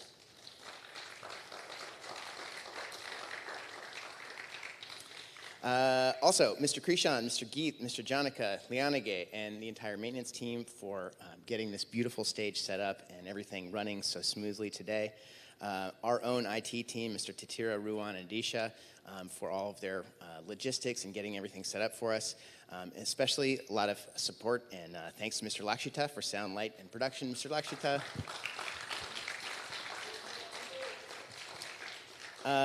Our catering crew and Ms. Sharma for helping to coordinate that, along with Mr. Kumara for setting up and replenishing the refreshments that we've had all today. And of course, Dr. Kleiss for supporting this event and all of the OSC leadership. And one final one for Mr. Anthony Levinsu. Big one for Mr. Anthony, who really is the driving force behind getting TEDxYouth here at OSC in the first place and getting us into our second event here this year. So again, thank you everyone who was able to be here in person. Thank you everybody who's been watching our live stream. And thank you again. That's it for us today. Have a lovely weekend, everybody.